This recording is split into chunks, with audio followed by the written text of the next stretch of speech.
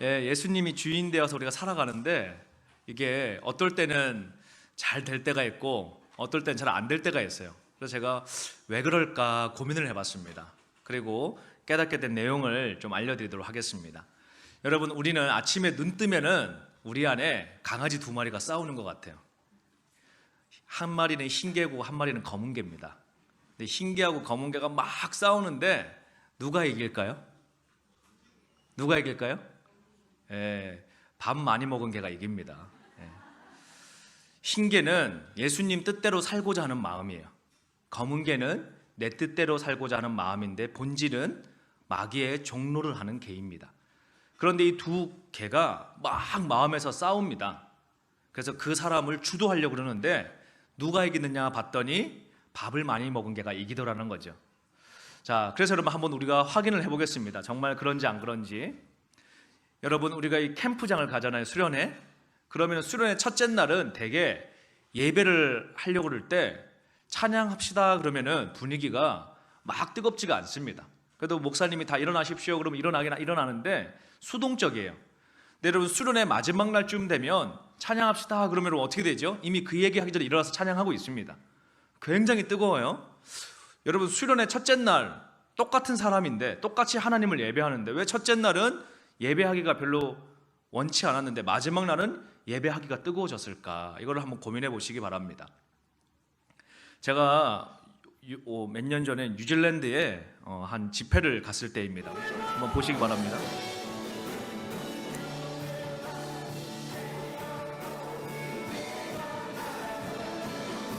오클랜드에 있는 우리 어느 한 교회의 청소년 수련회였습니다.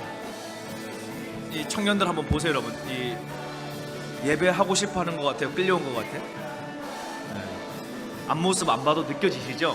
아니, 제가 무슨 죄를 지었는지 뉴질랜드까지 12시간을 비행기를 타고 갔는데 가자마자 집회가 시작이었습니다. 공항에서 바로 픽업해서 이제 청소년 수련회 3일, 4일 하고 작년 수련회 5일 하고 뭐 이러고 돌아와야 되는 아주 빡빡한 일정인데 이제 비행기 타고 뉴질랜드 가가지고 좀 쉬려고 했더니 청소년들이 있는데 막 마음의 준비가 되어 있어도 청소년 집회가 힘든데 이 뒷모습을 딱 보는 순간에 야, 이 좀비들하고 내가 4일을 어떻게 보내야 되나, 이 마음에 전혀 준비가 안 돼 있는 거예요, 학생들이. 그래서 이제 우리 수련회 시간표를 봤더니 너무 뭐 액티비티한 게 많은 겁니다. 뭐 점심 시간에 밥 먹고 뭐 하이킹도 가고 뭐 오후 시간에 수영하는 시간도 있고 저녁 시간에 뭐 연애학 상담하는 시간도 있고 뭐 간식 시간도 있고 오침 시간도 있고 뭐 막 너무 보니까 행복해 보여요. 그래서 제가 그 시간표를 교정을 했습니다. 아침에 눈 뜨면은 찬양 1시간, 기도 1시간, 말씀 2시간 반, 그리고 점심시간 되죠.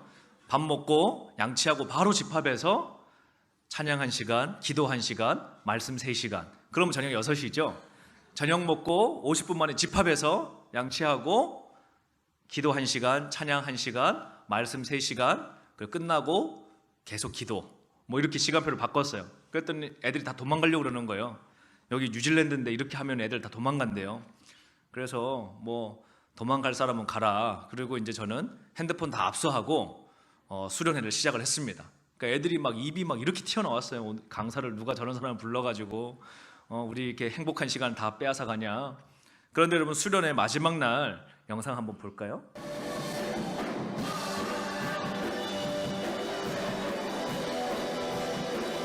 네, 좀 어두워가지고 잘 보이진 않는데 그냥 분위기만 봐도 느껴지시죠? 네, 좀비들이 다 살아났잖아요. 네, 자, 여러분, 왜 이 예배하기 싫었던 애들이 예배를 이렇게 뜨겁게 드릴까? 이날 이렇게 찬양 끝나고 기도하자 그러는데 새벽 2시가 되고 새벽 3시가 돼도 애들이 숙소로 안 들어가는 거예요. 얼마나 이 강력한 하나님의 은혜가 공간 가운데 임하는지. 그리고 다음 날 이제 철야 예배 때부터 어른 예배가 시작되는데 얘네들이 다 엄마 아빠 예배에 다 참여를 해가지고 또 어른 예배까지 막 참여를 해요. 여러분, 이 청년들이 왜 이렇게 풀어지게 됐죠? 이렇게 자유로워지게 됐죠? 다른 거 없습니다. 3일 동안 제가 강제적으로 신기한테 밥을 계속 먹인 거예요. 핸드폰 뺏어놓고 페이스북 못하고 인스타 못하고 TV 못 보고 음악 못 듣고 지금 뭐 하는 겁니까? 강제적으로 하나님이 주시는 밥만 계속 먹인 겁니다. 그러니 어떤 효과가 나타나요? 흰개가 밥 먹은 티가 나는 겁니다. 자, 이렇게 여러분 일시적으로 우리가 자유함을 맛볼 수 있습니다. 우리가 이렇게 부흥회를 가거나 집회를 가거나 이런 인텐시브 집회를 참여하면 일시적으로 복음의 능력이 막 경험되기 시작을 해요. 저희도 우리 강남에 학생들 모아놓고 캠프를 기도원 가가지고 하다 보면은 이 청년들이 뭐 20몇 년 동안 30몇 년 동안 교회 생활하면서 못 느꼈던 정말 복음이 논리가 아니라 여러분 살아있는 역사거든요. 여러분 정말 치유가 일어난단 말입니다. 말씀에 정말 능력이 있단 말입니다. 힘이 있어요. 복음의 파워가 있습니다. 그래서 여러분 십자가의 복음의 능력을 자유케 선포를 하면은 그 아이들이 리뎀션이라는 그 구속함이 뭔지를 막 뼈저리게 느끼기 시작을 하는 겁니다. 그 감격하기 시작을 하죠. 여러분 복음의 파워가 어떤 겁니까? 얼마나 하나님이 우리에게 강력한 복음의 역사를 우리에게 주셨나요? 제가 이렇게 애들한테 설명을 우리 학생들한테 해줍니다. 예를 들면 이런 거예요, 여러분. 제가 아는 어떤 분이 초등학교 교사로 평생 살다가 은퇴를 하셨는데 남편이랑 아내분이랑 평생 교직에 있다가 은퇴금을 가지고 노후 생활을 애들 손 안 벌리고 하려고 시골에 있는 조그만한 버스 정류소가 있는 이 정류장을 터미널을 이 헐값에 나왔다 그래서 전 재산을 들여가지고 한 15억 주고 사신 거예요. 그래서 이제 거기서 월세 받아 먹고 사시려고 조그만한 시골에 버스 정류소를 샀는데 아니 딱 계약 맺고 잔금 치르고 나니까 아니 뭐가 하나 날라왔는데 이 토지의 주인하고 건물 주인이 다르다. 그래서 너가 산 거는 지상권만 샀다. 이런 법적 분쟁이 있는 건물이었던 거예요. 그래서 지금 나는 대금집을 다 했는데 이제 땅 주인이라고 주장하는 사람이 나타나가지고 왜 남의 땅에다가 건물 지어놨냐? 토지 이용료 내라는 겁니다. 한 달에 1,000만 원씩. 그런데 여러분 월세를 받으면 뭐 1,000만 원 내겠는데 몇 개월 있으니까 이 터미널이 부지를 이전해 버린 거예요. 그래서 정유소가 딴 데로 새 부지로 가버렸어요. 이제 텅 빈 이 건물인데 월세를 1,000만 원 내라는 겁니다. 얼마나 여러분 개인적으로 괴로운 일이겠어요. 그래서 여러분 10년째 월세를 1,000만 원을 이 은퇴한 두 노 선생님이 꼬박꼬박 내다가 건물주라고 주장하는 분이 그 10년 만에 땅값 좀 올랐으니까 토지 이용료 좀 더 내라고 다음 달부터 1,500을 내라는 겁니다. 그래서 이제 도저히 낼 형편이 안 되니까 이제 그 파산을 하고 싶은데 파산하면 연금이 안 나오니까 교사 연금이 그동안은 파산도 못하고 막 힘겹게 노예처럼 살아가는 거예요. 10여 년을. 그래서 이제 변호사 사무실을 갔습니다. 갔더니 변호사가 이 계약서 보고 뭐 이렇게 뒤져보더니 아유 의뢰인한테 이거 돈 낼 필요 없어요 그러는 거예요. 무슨 얘기입니까? 아이 보세요 이게 우리나라 이 부동산 법 보니까 토지가 이미 건물 이미 계약할 때 이미 이 건물주라고 주장하는 사람의 권리가 상실된 땅이었습니다. 자기 권리 주장을 안 해서 이미 이거는 당신 겁니다. 이 돈 낼 필요 없습니다. 그러는 거예요. 법 이 조문을 보여주면서 아니 정말이요? 그리고 이제 이거를 내용 증명을 보내고 거기다가 더 기쁜 소식은 10년 동안 냈던 거에 이자까지 다 돌려받는다는 거예요. 여러분 이게 뭐예요 여러분? 네, 그분에게는 복음이에요 복음. 뭡니까 여러분? 뭐가 복음인지 아세요 여러분? 평생 죄에 노예돼서 죽을 수밖에 없는 죄의 삭은 죽음이에요 여러분. 뭐 조금 착한 일을 한다고 여러분 해결되는 문제가 아닙니다. 조금 도덕적이고 윤리적으로 산다고 해결될 문제가 아니에요. 죄의 삭은 사망인데 오늘 이방 가운데 누구도 그 십자가의 대가를 지불할 자가 없단 말이에요. 근데 여러분 주님이 지불을 다 해버리신 거예요. 피 흘리심으로. 그리고 나서 여러분 우리가 이마트에서 장 보고 나올 때 삐삐삐 소리 나도 구매 영수증 있으면 당당하잖아요. 나 뭐 다 계산했는데 지불 완료. 그런데 여러분 지불 완료 영수증이 뭡니까? 리뎀션이에요 리뎀션. 내가 너 샀다. 여러분 근데 이 복음의 능력이 얼마나 파워풀한지 대개는 못 누립니다. 그냥 십자가가 액세서리 같이 느껴지지 복음의 파워가 이 삶 가운데 잘 나오지가 않는단 말이에요. 십자가의 파워가 왜? 우리가 여러분 흰개한테 밥을 잘 안 주거든요. 일주일에 한 번 와가지고 한 숟가락 주고 일주일을 살려고 그러는 여러분 흰개가 골아가지고 맨날 여러분 검은개한테 밟혀서 사는 겁니다. 그러다가 이런 부흥회 뭐 여름방학 수련회 이러면 잠깐 흰개가 밥 먹고 회복이 돼요.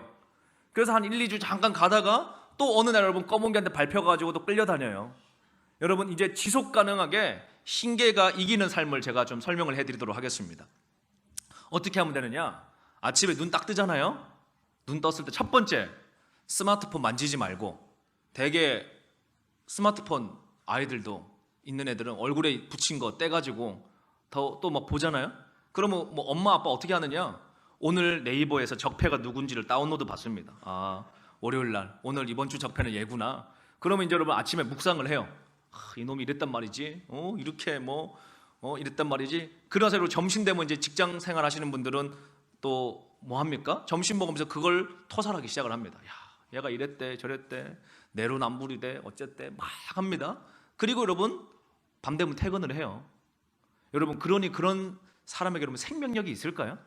생명력 없어요. 생명력 없습니다. 하루 내내 뭐 지금 하고 있느냐? 자기가 주인 되어 가지고 판단하고 있는 거예요. 판단하고 있는 겁니다. 여러분 진짜 적폐가 어디 있느냐 하면은 우리가 적폐예요. 우리 안에 죄가 있습니다. 여러분 나라가 바뀌려고 그러면은 광화문에서 여러분 적폐를 하나씩 잡아가지고 죽이면 나라 바뀔까요? 역사를 제가 연구해 보니까 그렇게 본 나라들이 있더라고요. 참 놀랍게도 러시아 같은 경우가 여러분 공산주의 혁명이 일어났는데 그때 캐치프레이즈가 뭐였는가 하면은 사람이 주인된 나라 이런 거 한번 만들어 보겠다는 겁니다. 어린이가 주인된 나라, 모두가 평등한 나라. 얼마나 듣기는 좋아요. 그런데로 막상 스탈린이 공산주의 혁명을 일으켜 보니까 사람이 바뀝니까? 안 바뀝니까? 안 바뀌잖아요, 여러분. 교회에서도 제일 큰 고민이 뭐예요, 여러분? 왜 이렇게 안 바뀔까? 이 고민 아닙니까? 그런데 여러분 공산주의 혁명을 일으켜 보니까 국가를 바꾸려고 그러면 개인이 바뀌어야 되는데 개인이 안 바뀌어요. 그래서 어떻게 했느냐? 일단은 다 죽여버리자, 안 바뀌는 놈들을. 그래서 죽이다 보니까 여러분 스탈린이 원컨 원치 않건 자국민을 통계마다 좀 차이는 있는데 8,700만에서 1억 500만 사이를 죽였습니다. 자국민을. 이거 여러분 뭐 몇백 년 전 얘기 아니에요. 그렇게 죽였습니다. 여러분 그리고 나서 그 나라에 새로운 시대가 열렸을까요? 아니죠. 그래서 얘들이 또 생각을 해봅니다. 그래, 조기 교육을 해야 되겠구나. 제가 5살부터는 무조건 교육을 시켜야 되겠다. 국가 간 교육을. 그리고 교육을 시켰는데도 애들이 안 바뀌어요. 그래서 여러분 결국 북한 같은 경우는 여러분 생후 6개월부터 교육시키잖아요. 의무 교육을. 여러분 북한에 바뀝니까? 절대 안 바뀝니다. 절대 안 바뀌어요. 나라가 그렇게 해서 회복되질 않습니다. 그런데 여러분 교회사를 연구해 보니까요. 교회는 나라를 바꾸겠다라고 얘기하지 않았어요. 그냥 골방에서 기도하다가 내가 바뀌었어요. 그런데 그 내가 바뀐 게 가정이 바뀝니다. 가정이 바뀐 사람들이 모여서 마을이 바뀝니다. 마을이 바뀐 사람들이 모여서 도시가 바뀝니다. 도시 바뀐 사람들이 모여서 나라가 세워집니다. 이게 여러분 교회의 역사입니다. 교회의 역사. 여러분 지금 대한민국이 참 다들 자나 우나 나라 바꾸겠다고 난리인데 나라 바꾸는 길은 정치인이 못 바꿔요. 기도하는 우리가 바꿔야 됩니다. 기도하는 내가 바뀌어야 됩니다. 복음으로 내가 거듭나야 됩니다. 그럼 우리가 어떻게 됩니까, 여러분? 자, 우리가 여러분 밥을 주려고 준비를 하고 있어요. 이 세상의 영들이. 제가 아까 이런 얘기를 했죠. 인스타그램 뭐 하는 거냐? 인스타그램은 육신의 정욕과 이생의 자랑과 안목의 정욕을 서로 레벨업하는 게임 같은 겁니다. 그래서 여러분 내가 여러분 뭐 동치미 국물에다가 밥 말아 먹는 거 이런 거 찍어가지고 인스타그램 올려요? 뭐 김치 국물에 밥 말아 먹는 거 이런 거 올립니까? 야, 나 지금 김치 국물에 누룽지 밥 말아 먹고 있어 이런 거 올려요? 뭐 평생 한번 갈까 말까 이런 식당 가가지고 찍어 올리는 거 아니에요. 그걸 탁 찍어 올렸는데 어떤 친구가 그거보다 더 안목이 전혀 높은 거 2개 높은 걸 딱 올리면은 깨갱하고 내려가는 거 아니에요? 내가 이번에 돈 모아가지고 여러분 남편이 백을 사줘가지고 탁 찍어서 올렸는데 여러분 어떤 친구가 이거보다 2배 비싼 백 탁 올리면은 깨갱하고 또 내리는 거 아니에요? 그러면서 다 지금 뭘 속이고 있느냐? 레벨업하면 행복하겠지라고 거짓말을 해요. 제가 오늘 오전에 이런 얘기 했죠. 사람은 신념을 쫓아가는 사람이 있고 믿음을 쫓아가는 사람이 있어요. 여러분 우리는 어떤 신념을 쫓아 살아가느냐? 다 우리 행복해지길 원해요. 다 행복해지기 원합니다. 유치원 때는 초등학교가 되면은 어른이 되면 행복하겠지 생각을 했어요. 제가 초등학교 때 여러분 빨리 어른이 되고 싶은 거예요. 그때는 1년이 왜 이렇게 긴지. 어린 시절에는 놀고 놀아도 한 살을 안 먹어요. 그래서 왜 이렇게 세월이 오래 가나 했는데 점점 나이가 들수록 세월이 너무 빨리 가는 것 같아요. 여러분 초등학교 때는 빨리 형아들 되고 어른 되면 행복하겠다. 또 여러분 중고등학교 때는 빨리 대학생 되면 행복하겠다. 좋은 대학 가면 행복하겠다. 20살 돼서는 야, 군대만 제대하면 참 행복하겠다. 남자들은. 또 이러면 제대하고 나니까 좋은 직장 잡으면 행복하겠다. 사랑하는 친구 만나면 행복하겠다. 빨리 결혼하면 행복하겠다. 좋은 집 장만하면 행복하겠다. 아이들 잘 키우면 행복하겠다. 아이들이 좋은 대학 가면 행복하겠다. 더 나이 들면요, 애들이 시집장가 잘 가면 행복하겠다. 사위, 의사 사위 보면 행복하겠다. 뭐 계속 이런 행복을 추구합니다. 나이 7, 80대에서는 안 아프고 죽으면 행복하겠다. 죽을 때까지 행복하겠다 그러고 사는 거예요. 그런데 여러분, 거기에 행복이 없습니다. 한번 예를 들어볼까요? 안타까운 예지만은 예전에 우리 과거의 어른들은 경기고등학교, 서울대학교 나오면 행복하다 그랬어요. 그러면 행복한 줄 알았습니다. 그래서 KS 마크라 그랬잖아요, 어른들이. 경기고등학교, 서울대 나와서 행정고시 통과하고 여러분 고위직 공무원까지 올라가고 정무직으로 바뀌어서 국회의원까지 돼서 내리 3선을 했습니다. 그 정도면 여러분 성공한 인생 아닙니까? 시골에서 태어나가지고 경기고등학교 나와서 서울대 상대 나와서 행정고시 통과하고 1급 공무원 하다가 국회의원으로 바뀌어서 한 번도 아니고 두 번도 아니고 세 번이나 하고, 그 정도 하면 여러분 성공한 인생 아니에요? 그렇죠. 세상적으로 보면 여러분 최고의 여러분 극점을 찍은 인생입니다. 그런데 여러분 얼마 전에 그런 여러분 정치인이셨던 분이 스스로 생명을 마감하셨죠. 스스로. 교회도 다니셨다 그러는데 왜 그래요 여러분? 우울증이 있으셨대요. 왜 우울할까요? 그렇게 좋은 스펙인데. 여러분 거기에 행복이 없거든요. 행복이 없어요. 그래서 여러분 바벨탑 꼭대기에 빨리 올라가잖아요. 그러면은 더 이상 올라갈 데가 없어서 죽습니다, 사람이. 왜? 뭔가 목표가 있을 때는 꽉 참고 올라가는데 올라가 보니까 아무것도 없는 거예요. 그러면 허망해서 이제 우울감이 오기 시작을 하는 거죠. 더 이상 올라갈 데가 없으니까. 성경은 여러분 뭐라고 얘기합니까?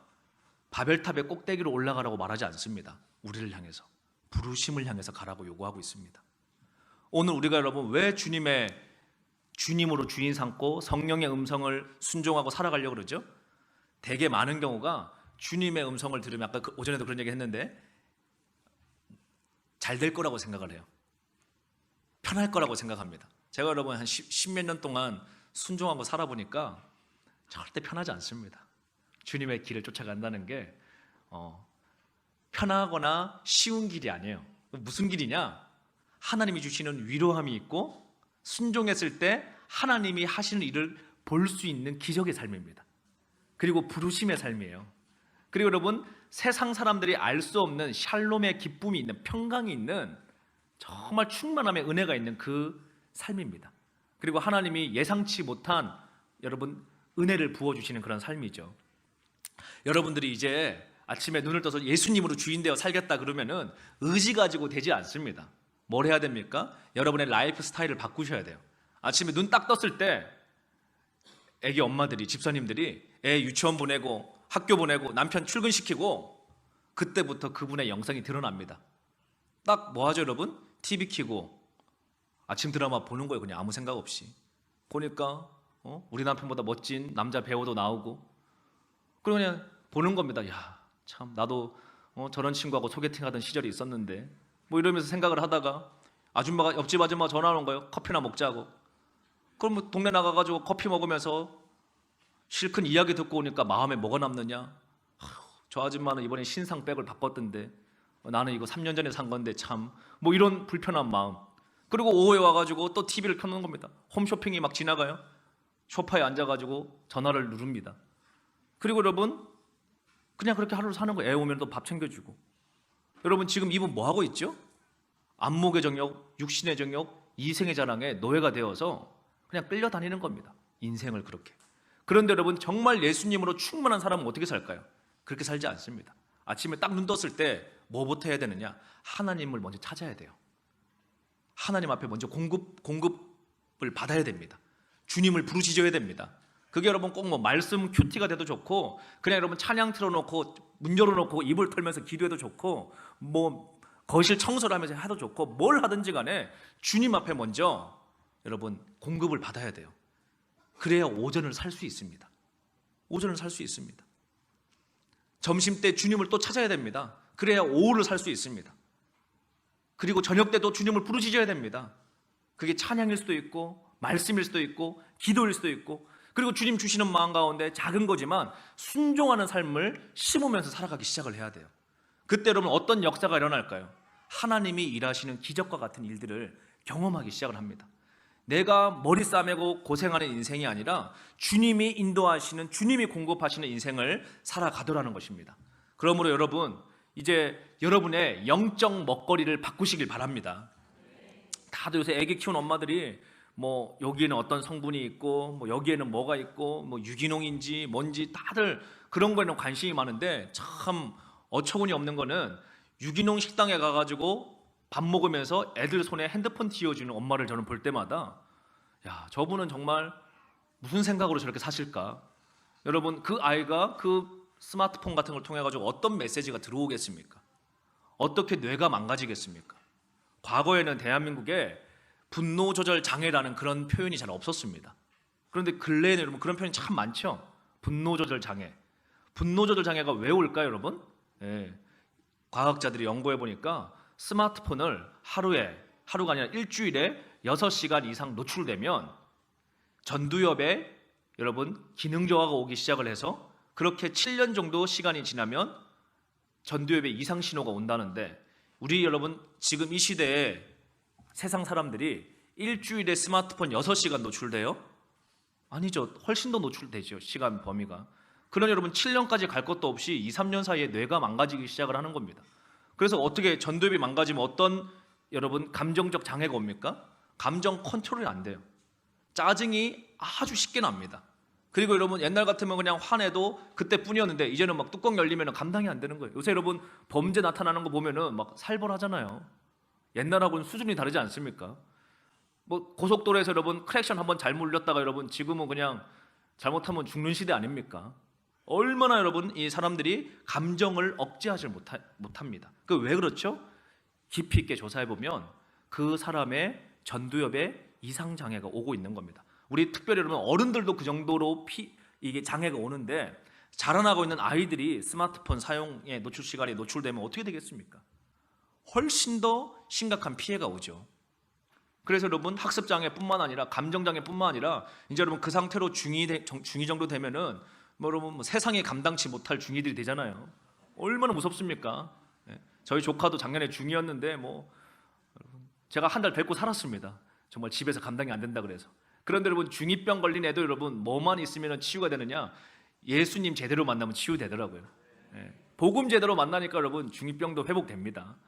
그래서 여러분 이 아이들이 정말 이 교회는 너무 잘하고 있습니다. 다음 세대들 핸드폰 여러분 스마트폰 안 주고 투지폰 준다는 거 참 귀한 일이라고 생각하는데, 영적 먹거리를 여러분 바꾸실 수 있기를 축복해 드립니다. 자, 그러면은 제가 오늘 오전에 원래 준비했던 말씀이 역대상 말씀인데, 우리 그 본문이 뭐였냐면 이 시세를 분별할 수 있는 눈들을 가진 사람이 있어야 됩니다. 요즘에 여러분 대한민국이요 아주 만만치 않은 시대입니다. 만만치 않은 시대. 그런데 여러분 이 만만치 않은 시대를 하나님의 눈으로 볼 수 있는 자들이 저는 있어야 한다고 생각을 합니다. 시세를 분별할 수 있는 눈. 여러분 그 시세를 알고 대한민국이 마땅히 행할 바를 아는 리더들이 있어야 돼요, 지금 이 시대 가운데. 여러분 그래서 오늘 그 이야기를 여러분과 함께 나눌 수 있기를 원합니다. 우리 PPT를 한번 좀 띄워주시길 바라는데요. 제가 설명을 해드리면은 지금 우리가 살고 있는 여러분 이 시대는 과거의 바벨탑 시대나 지금이나 영적으로 달라진 게 없어요. 사람들이 좀 깨끗하게 세련되게 옷 입고 다닌다는 것 뿐이지 영적인 실체는 똑같습니다. 여러분 창세기 11장에 보면 니므롯이라고 하는 사람이 등장을 합니다. 노아의 홍수 이후에. 근데 이 니므롯이 뭘 했던 사람인가 하면은 하나님을 대적해서 바벨탑 운동을 했던 사람이에요. 바벨탑 운동. 여러분 그 실패했습니까? 성공했습니까? 실패했죠. 하나님이 언어를 흩으셨죠. 바벨탑 운동을 했던 니므롯이 하나님이 언어를 흩으시고 도시를 멸하셨는데, 그때 당시에 하나님을 대적했던 그 스피릿, 우상 숭배 스피릿이 당시 니므롯이 자기 스스로를 태양신이라고 했습니다. 태양신. 그리고 자신의 아내를 태양신의 아내라고 했습니다. 자신의 아들을 나중에 이 니무롯이 죽고 나서 태양신이 환생한 담무스 아들신이라고 이야기를 했습니다. 이게 여러분 고대의 우상입니다. 계보가. 그런데 여러분 이게 수천 년 동안 도시가 나눠지고 언어가 흩어지면서도 고대 종교들을 살펴보면 공통점이 발견되는데 딱 하나 결집되는 게 공통분모가 태양신 숭배 사상, 여신 숭배 사상, 담무스 숭배 사상이에요. 이게 여러분 오늘날에는 어떻게 우리에게 문화적으로 표현되어져 있느냐 한번 살펴보도록 하겠습니다. 보시면 이게 워싱턴 DC의 모습입니다. 청교도인들이 세운 미국 맞습니다. 그런데 여러분 당시에 유럽에도 우리로 치면은 풍수지리설 정도로 생각할 수 있을까요? 하여튼 성경적 세계관이 아닌 인본주의적인 또는 여러분 악마 숭배적인 그런 세계관에 빠져있던 사람들이 도시 설계에 하나님을 대적하는 것들을 반영을 하기 시작을 합니다. 그래서 어떤 식으로 반영을 하나 봤더니 이게 이제 미국이 뉴욕에서 워싱턴 DC로 이전을 하고 도시 설계를 한 내용들인데, 자 백악관과 이런 주요 국제관계 건물들이 이런 하나님을 대적하는 염소별입니다. 이게 요새는 뭐 우리 K-팝 아이돌들도 많이 팔에다가 하고 나오고 이 이제 사탄 워시퍼들이 하는 이런 오컬트 문화인데, 또 부엉이 숭배하는 이런 우상 분파들이 도시에다가 부엉이 숭상을 새겨 놓는다든지 뭐 이런 여러 가지 다양한 일들이 있었습니다. 그래서 이 장소를 제가 한번 클릭을 해보면은 이 메인에 화이트하우스가 있습니다. 백악관. 그리고 화이트하우스 이 바로 뒤편으로 제가 가보니까 위로 쭉 올라가 보니까 여기에 사단 워시퍼들이 모이는 프리메이슨 라찌가 이렇게 있는 겁니다. 워싱턴 DC에. 그래서 야 어떻게 이런 기독교 국가라고 생각했던 미국 땅에 어떻게 이런 문화들이 있었을까 하고 제가 이제 추적을 하면서 연구를 해보기 시작을 했습니다. 쭉쭉쭉쭉 올라가 보니까 이 문화가 단순하게 미국에서만 있었던 문화가 아니라 3,500년 전으로 올라가 보니까 성경의 구약의 이 배경이 되던 출애굽 시절에도 똑같이 있는 겁니다. 출애굽 시절에도 지금뿐만이 아니라. 그래서 이 출애굽 시절에는 이게 어떻게 있었는가 봤더니 나일강 유역을 중심으로 태양신 숭배 사상인 여신 숭배 사상인 이 여신이 당시에는 이시스라고 하는 이름으로 이렇게 표현되어져 있었습니다. 보이시죠? 이시스? 자, 이시스 손에 안겨져 있는 아들 아기 신이 이게 담무스입니다. 환생한 우상 숭배 신이라는 거죠. 자, 이게 여러분 오늘날에는 어떤 식으로 이 시대 가운데 종교적으로 드러나 있는가 봤더니 고대에는 이시스라고 그랬는데 이 현대에는 미국에는 자유의 여신상. 여러분 이 자유의 여신상이 누가 선물한 겁니까? 프랑스의 프리메이슨들이 기증한 거죠. 이거 역사적인 그냥 팩트입니다. 그냥 구글링 해보시면 경험하실 수 있는. 그러면 도대체 얘네들은 어떤 세계관에 빠져있던 사람들이냐? 성경적 세계관을 지지하지 않습니다. 이들은 인본주의적인 세계관, 조금 더 좋게 표현하면 자연주의적인 세계관, 이런 걸 표현하는 겁니다. 그러면 서구의 역사가 어떤 충돌로 지금까지 진행되어 왔느냐? 말씀 중심, 기도 중심으로 가려고 했던 사람들과 이성 중심, 합리성 중심, 자연주의 중심으로 가려고 했던 충돌이었습니다. 그런데 언제 역사의 발전이 있었는가 보면요, 합리성과 이성주의가 강조될 때마다 역사는 오히려 진보하지 못했고, 기도하고 말씀 가운데 순종하며 성령의 충만함을 강조할 때마다 역사는 회복되기 시작을 했습니다. 단적인 예로 유럽 같은 경우에 여러분, 독일의 헤르누트라고 하는 도시가 있습니다. 헤르누트. 그 헤르누트는 진젠도르프라고 하는 이 백작이 이 당시에 이 유럽의 기도를 개신교 기도 운동을 통해 가지고 탈출하던 사람들이 올 수 있게 거처를 열어준 이 리더였는데, 거기에 여러분 이제 신앙을 지키려고 순교하지 않고 생명을 걸고 돌아왔던 젊은 청년 그룹들이 있었습니다. 그들이 기도하고 살 수 있게 땅을 내줬어요, 영주가. 그런데 여러분 그들이 예배하고 기도하기 시작을 합니다. 그 땅 안에서. 그런데 여러분 여호와의 불이 임하기 시작을 합니다. 그 기도하는 공동체 가운데. 이 불이 얼마나 뜨거웠느냐, 이 20여 명 되는 이 청년들이요 헌신을 해버린 주님 앞에. 주님, 내가 이제 이 불을 꺼트리지 않게 위해서, 이 기도의 불을 꺼트리지 않기 위해서 24시간 그냥 프레이어 기도 시간을 내가 한번 지켜보겠습니다. 그렇게 결단을 하고 그들이 공동체를 만들고 기도와 예배를 하기 시작을 하는데, 그렇게 기도 운동이 한 11년쯤 지나가기 시작했을 때 그 기도의 열매로 유럽 지역에 선교사 파송 운동을 하기 시작을 합니다. 복음을, 왜 생명력이 있으니까 복음을 전하러 갈 수밖에 없잖아요. 그런데 여러분 그 기도 운동이 몇 년 동안 그 독일에서 진행되는가 하면요, 약 100년에서 120년 동안 유지됩니다. 이 기도 운동이. 여러분, 그 100년에서 120년 동안 기도 운동이 진행되는 그 동안에 선교가 얼마나 확산되었는가 하면 유럽 전역 선교의 약 95%를 그 공동체에서 다 파송합니다. 다시 말하면 딴 데는 아무도 선교 안 하는 겁니다. 기도했던 그 그룹에서 유럽 전체를 영적으로 살리는 하나님의 통로가 한 시즌 가운데 100년 동안 되었다라는 것이죠.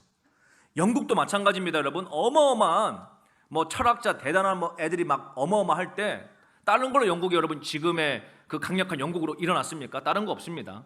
누가 일어났습니까? 기도하는 하나님의 종들이 막 일어나기 시작을 하는 겁니다.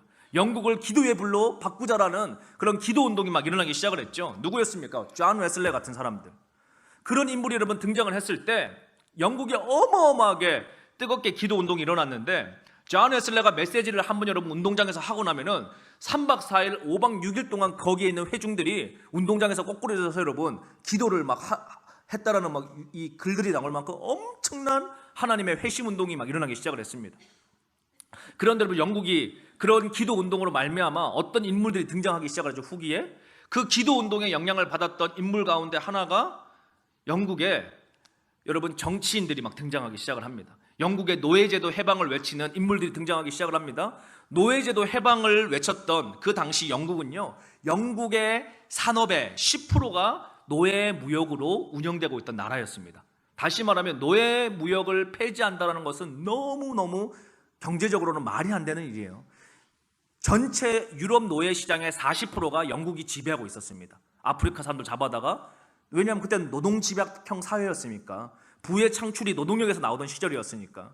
그래서 아프리카 노예를 잡아가던 그 시절에 기도하는 가운데 하나님이 한 청년 가운데 비전을 주는 겁니다. 너 영국의 노예를 자유케 해라. 그 메시지를 받고 그는 정치인이 되었고 평생 그 메시지를 헌신하는 가운데 실제 영국이 뭘 결정합니까? 수많은 영국의 경제학자들의 거부에도 불구하고 노예를 자유케 해버립니다. 영국 법이. 그리고 나서 여러분 어떤 역사가 일어나죠? 영국이 망했나요? 아닙니다. 산업혁명과 맞물려서 이제는 노동시장이 노동력이 아니라 증기기관으로 노동력을 대체하는 흐름을 영국이 먼저 타버리게 됩니다. 그리고 어떻게 됩니까? 한 시즌 세계 선교를 주름잡는 하나님 나라에 쓰임받는 나라가 되죠. 자, 여러분 이 흐름이 미국으로 넘어옵니다. 아브라함 링컨을 통해서 노예제도를 해방하게 하고 세계 1차, 2차 대전을 통해서 산업화가 일어나기 시작을 하고 미국이 여러분 패권국가로 성장을 합니다. 그리고 100년 이상의 세계 선교를 책임지는 나라가 됩니다. 그리고 여러분 지금 대한민국이 놓여져 있습니다. 대한민국은요 여러분 세계 인구 비율별 선교사 파송 1위 국가입니다. 물론 총계로는 미국이 1위고 한국이 2위지만 미국은 3억 5천 대비 1위고 우리는 5,200만 대비 1위니까 실제로는 대한민국이 출력이 더 높아요. 영적인 출력이. 그렇죠? 그런데 여러분 바로 위에 있는 북한은 세계 기독교, 여기 지금 보니까 제가 들어오는 입구에 붙어 있더라고요. 세계 기독교 핍박지수 1위 국가 어디? 북한이에요 여러분. 이게 뭔가 주는 메시지가 있는 것 같지 않으세요? 이 조그마한 땅덩어리 안에 세계 선교사 1위 국가와 세계 기독교 핍박 1위 국가가 딱 맞닿아 있습니다. 자, 이것이 주는 오늘 이 시대에 하나님의 메시지가 무엇일까? 이걸 여러분 좀 고민해 보실 수 있길 바랍니다. 정치적인 견해를 떠나가지고. 자, 보세요. 이 보니까 자유의 여신상, 또 카톨릭에 가보니까 마리아 숭배 사상. 여러분 우리 카톨릭에 가보시면은 이렇게 얘기합니다. 성모 마리아한테 열심히 기도하면 마리아가 은총을 베풀어서 지옥에 가 있는 사람들을 연옥으로 레벨업 시켜준대요. 그래서 계속 또 여러분 기도하면은 마리아가 은총을 베풀어서 연옥에 있는 사람을 천국으로 올려준답니다. 그래서 모두가 결국은 다 천국 간다 이렇게 주장을 하는 거예요. 여러분 말이 돼요? 말이 안 돼요? 말이 됩니까? 말이 안 되죠? 참 그랬으면 얼마나 좋겠어요. 여러분 그러면 주일날 빼먹고 그냥 개판으로 살아도 지옥 갔다가 한 1000년 여러분 뜨겁게 있다가 연옥 간다는데, 그러니 여러분 신부고 뭐고 다 맞담배 피고 그냥 막 살잖아요. 얼마나 이 어마어마한 일들이 일어나고 있습니까? 그런데 이 캐톨릭의 이 마리아 숭배 사상이 그냥 있는 게 아니라는 것이죠. 자, 영상을 한번 보여주시면 좋겠는데요. 제가 PBC 방송을 보니까 우리 여러분 예수님한테 기도합시다 그러면 어떻게 기도합니까? 주여 세 번 부르짖고 기도하겠습니다. 그러면 주여 주여 주여 기도하죠. 제가 카톨릭 방송 영상 한번 보여드릴게요. 천주교 여신께 삼창이라는 영상 한번 보여주시죠.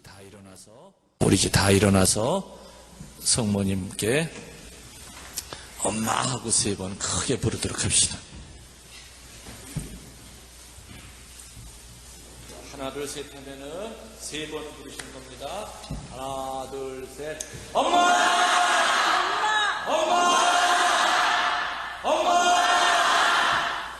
네, 꺼주십시오, 여러분. 너무 황당하죠. 엄마를 부르고 있는 거예요, 얘네들이.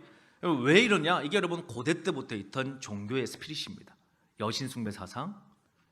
그게 여러분 구약 성경에는 담무스 숭배 사상, 동방의 태양을 위해서 숭배하는 사상, 또 이시스를 숭배하는 사상. 이게 여러분 구약에는 뭐 아스타로스 숭배하는 사상, 이런 식으로 쭉 이어지는데, 또 여러분 태양신을 숭배했던 이 스피릿이요, 오늘날에도 많이 남아 있는데, 과연 3,500년 전에는 이렇게 오벨리스크라고 하는 이 태양신 숭배 사상, 남근 숭배 사상으로 있었는데, 이게 제가 주요 도시들을 쭉 다녀보니까 주요 도시의 중심지에 다 있어요. 프랑스 콩코드 광장, 영국의 템즈강, 워싱턴 DC의 백악관 바로 코앞에 다 있습니다. 도대체 이걸 누가 세우는 걸까? 그러면 이것을 지지하는 사람들은 어떤 세계관을 가지고 있는 사람들일까라고 한번 찾아보니까, 이런 것을 추구하는 사람들의 세계관은요, 하나님 나라 말씀의 세계관을 거부하는 자들입니다. 그런데 아주 세련되게 표현을 해요. 우리들이 눈치를 못 채게, 뭐 이런 식입니다. 대개 여러분, 우리 하버드 대학 철학과 교수가 쓴 책 가운데 과거에 정의란 무엇인가 이런 책이 있습니다. 들어본 적 있으시죠? 그 내용이 여러분 이런 겁니다. 청바지 입은 멋진 노 교수가 멋있는 강당에 다리 꼬고 앉아가지고 젊은 20대 청년들한테 질문하는 겁니다. 얘들아, 정의가 뭐니? 정의가 뭐야? 이러면 애들이 나름대로 막 정의를 얘기하겠죠. 다양한 나라에서 온 친구들이. 그럼 얘기합니다. 그래, 그게 니네 사회에서는 정의인데, 또 사례를 보여줘요. 16세기에서는 이런 도시는 이게 정의였어. 근데 이것을 똑같이 다른 문명권에 정의해보니까 이건 정의롭지가 않았어. 그럼 뭐지? 이렇게 얘기를 하는 겁니다. 그럼 뭘 이 사람이 얘기하고 있는 겁니까? 상대성을 말하고 있는 거예요. 절대성은 없다라는 겁니다. 아, 정의는 시대와 환경에 따라 달라질 수 있는 거구나. 이걸 아이들한테 말해주고 싶은 거예요. 그래서 뭐라고 그런 겁니까? 절대적인 진리는 있을 수 없고 항상 상대적인 것밖에 없다. 따라서 정의란 뭐냐? 시대마다 진화하는데, 오늘날의 정의는 이 방 안에 있는 여러분이 정의다, 이렇게 얘기를 해요. 결론이. 그럼 애들이 어떻게 됩니까? 은혜를 팍 받죠, 여러분. 20대 때. 니들이 정의라고 그러니까 니들이 온 열방을 다니면서 니들이 꿈꾸는 걸 만들어 가라. 여러분, 그런데 주일날 교회를 왔어요. 이 청년이 이제 유학을 가서 강의를 듣고 멋진 강의였어 이러고 주일날 교회를 왔는데, 목사님이 설교를 하는데, 여러분, 자아를 십자가에 못 박아야 됩니다. 퀘스천 마크가 띵 하고 오는 거예요. 이상하다. 분명히 나 이번 주에 교양 수업 시간에 내가 주인이라 그랬는데, 내가 정이라 그랬는데 충돌이 오죠. 그런데 여러분, 뭐가 더 권위 있어 보여요? 하버드 대학교 교수가 권위 있어 보입니까? 오늘 우리 교회 담임 목사님이 권위 있어 보입니까? 하버드 대학 교수가 훨씬 더 사회적인 권위가 있잖아요. 그러면 생각하는 겁니다. 아, 우리 목사님은 공부를 제대로 안 하셔서 저런가 보다. 요새 지금 추세는 이게 지금 정의인데 뭔 소리야. 그리고 또 교수님 2강 딱 들어가니까 다양성을 딱 얘기하는 거예요. 여러분 보십시오. 세상은 이렇게 다양합니다. 이게 하모니를 이루어가지고 살아야 됩니다. 그러면서 젠더 이야기를 막 하기 시작을 하는 거예요. 성적인 다양성에서 이거 보호해줘야 됩니다. 뭐 이런 얘기를 막 듣고 있는데, 다음 주 주일날 또 교회를 딱 왔어요. 목사님이 설교하시는 거예요. 여러분, 동성애가 이 땅에 이렇게 침몰하고 있는데 말세가 됐습니다. 여러분, 우리 빨리 회개해야 됩니다. 그러니까 이 아이가 또 가치관의 충돌이 빵 하고 와요. 이상하다. 분명히 젠더는 보호받아야 한다고 그랬는데 어떻게 된 거지? 여러분, 지금 뭐가 일어나고 있는 겁니까? 가치 충돌이 일어나고 있죠. 이게 뭐예요, 여러분? 월드뷰, 세계를 보는 눈이 충돌하고 있는 겁니다. 이게 여러분 지금 어떤 시대냐? 아주 극심하게 충돌이 일어나고 있어요. 이게 여러분, 이거를 세계관 전쟁이라 그러고, 이걸 조금 더 세게 말하면 영적 전쟁이라 그러고, 이걸 조금 더 강하게 얘기하면 여러분, 지금 기독교 문명권과 인본주의 문명권이 대충돌이 일어나고 있습니다. 서구 사회 안에서도 충돌이 일어나고 있고, 대한민국 안에서도 충돌이 일어나고 있고, 지구적으로도 충돌이 일어나고 있어요. 제가 여러분 8년 전에 미국에 집회를 갔는데 그때 당시 오바마 집권 시기입니다. 오바마가 미국 애들이 너무 좋아하는 거예요. 왜 오바마가 좋냐 그러니까 미국이 얼마나 위대한 나라인지 아니에요. 뭐가 그 위대한지는 아는데 뭐가 위대하냐 그랬더니 흑인도 대통령 될 수 있는 나라. 그 자체로 이미 끝났다는 거예요. 더 말할 게 뭐 있냐는 거예요. 그리고 오바마가 얼마나 선거 유세를 잘하는지 여러분 막 선거 유세하다가 배고프면 지가 줄 서가지고 햄버거 사 먹고 막 이런 쇼를 하는 거예요. 그리고 막 애들하고 농구 한 게임 해주고 또 선거 유세하고 이러니까 애들이 막 열광을 하는 겁니다. 그런데 오바마가 여러분 어떤 정책을 딱 펼쳤느냐? 체인지라고 그랬는데 도대체 뭘 바꾸겠다는 거야? 또 들어가 보니까 여러분 일단 첫 번째 백악관의 기도실을 없앴어요. 미국은 여러분 백악관 이스트홀 이 그 예배당이거든요. 그래서 국가 기도실입니다. 그래서 저기 아이젠하워 저희 미국의 2차 대전 이후에 트루먼 대통령 이후부터는 계속 거기에 목사님이 상주하시면서 국가를 위해서 기도하는 거예요.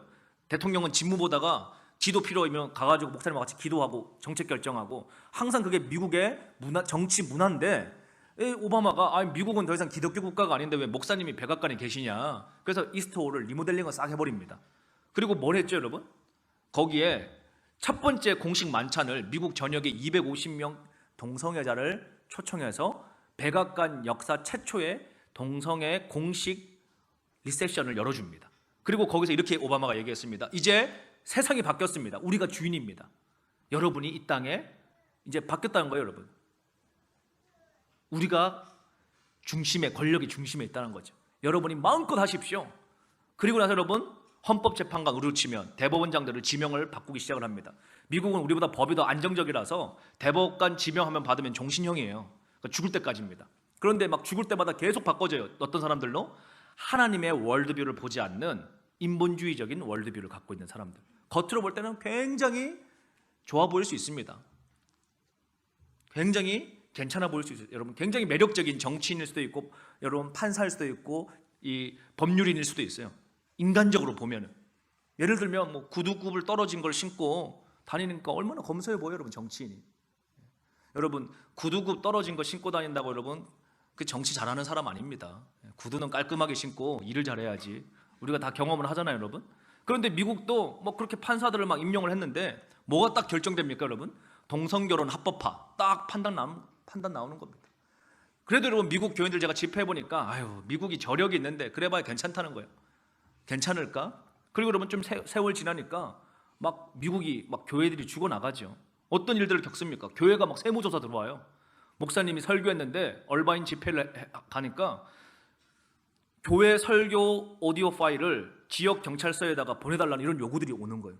아니 중국도 아닌데 여러분 종교의 자유가 있는 미국에서 주일 설교 오디오 파일을 경찰서에다가 mp3로 보내달라. 이 말이 됩니까 여러분? 말이 돼요 이게? 상식적으로 저는 이해가 안 가는 거예요 여러분. 어떻게 이런 일이 있을 수가 있지?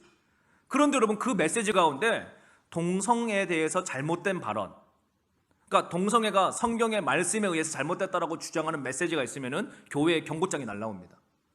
그리고 여러분 계속적으로 이런 것이 누적되어지면은 교회에 굉장히 큰 어려움들이 오기 시작을 하는 거예요. 그리고 심지어 여러분 여러분 다 아시는 것처럼 미국의 PCUSA에서 장로교에서 동성애인 사람이 MDB를 마치고 목사 고시를 통과하고 안수식 전에 나 커밍아웃을 해버리는 거예요. 나 게이다, 레즈비언이다. 그 목사님들이 여러분 안수 줄 수 있어요 없어요 여러분? 미국의 이 백인 사회에서 안수가 안 되죠. 게이라고 그러는데 어떻게 목사 안수를 줍니까? 그런데 안수 안 된다고 그랬더니 여러분 헌법 소원을 제기하죠. 그런데 여러분 대법원에서 주라는 겁니다. 왜?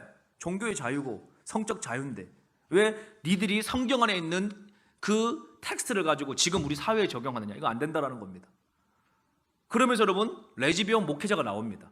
이게 최근 10년 동안의 미국의 일들이에요. 어떻게 됩니까 여러분? 미국 교단이 나눠집니다. 어떻게 우리가 게이 목사하고 같은 교단이 있을 수 있냐? 레즈비언 목사하고 같이 있을 수 있냐? 지금 여러분 한국이 겪고 있죠. 강나루 장신대 여러분 이번에 졸업학기 받고 목사고시 통과한 애들 중에 동성애 동아리에 있던 애들이 있어가지고 지금 목사 안수 못 주고 있잖아요. 이거 여러분 안 주면 분명히 국가인권위에 애들이 고발할 겁니다. 그러면 법원에 또 여러분 상고할 겁니다. 그럼 분명히 판단이 나올 거예요. 어떤 판단이. 그러면 여러분 대한민국도 법률로 동성애자도 목사 안수 받을 수 있는 길이 열릴 가능성이 있습니다. 미국이 그 길을 갔으니까.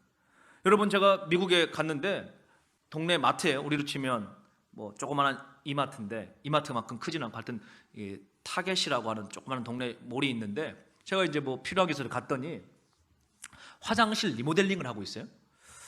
그런가 보다 했는데 좀 이상해요. 화장실이 남자 여자 두 칸이 있어야 되는데 들어가는 출입로가 하나가 더 만들고 있는 거예요. 뭘 만드는 거냐 그랬더니 젠더 화장실을 만든대요. 젠더 화장실은 뭐냐?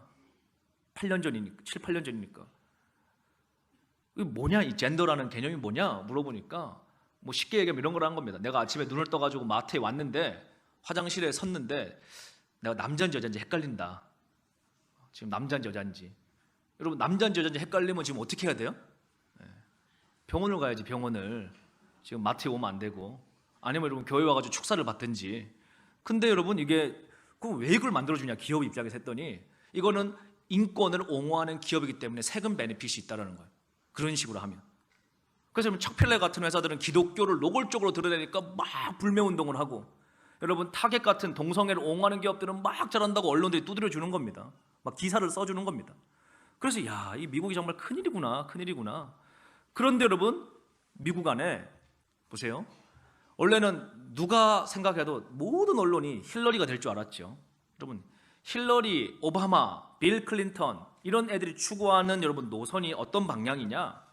인권, 평화, 평등 듣기 굉장히 좋아요. 그런데 여러분 거기 깊이 들어가 보면 기독교 세계관을 거부합니다. 기독교 세계관을.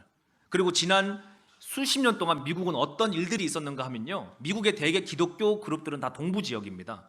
전반적으로 이게 기독교 벨트고 서부 지역은 히스패닉, 아시안, 우리 한국인들 많은 이런 쪽 지역이에요. 그래서 여러분 대개 기독교 커뮤니티의 세계관이 강한 쪽이 보스턴을 중심으로 이 동부 지역이고 그 다음에 나머지는 이 서부 중심인데 이 동부의 산업화를 약화를 시켰습니다. 이 의도적으로 미국의 기독교 힘을 빼게 하려고. 예를 들면 뭐 브렌젠스키나 뭐 이런 이 미국의 여러 정치인들이 의도적으로 이 미국의 힘을 약화를 시켰어요.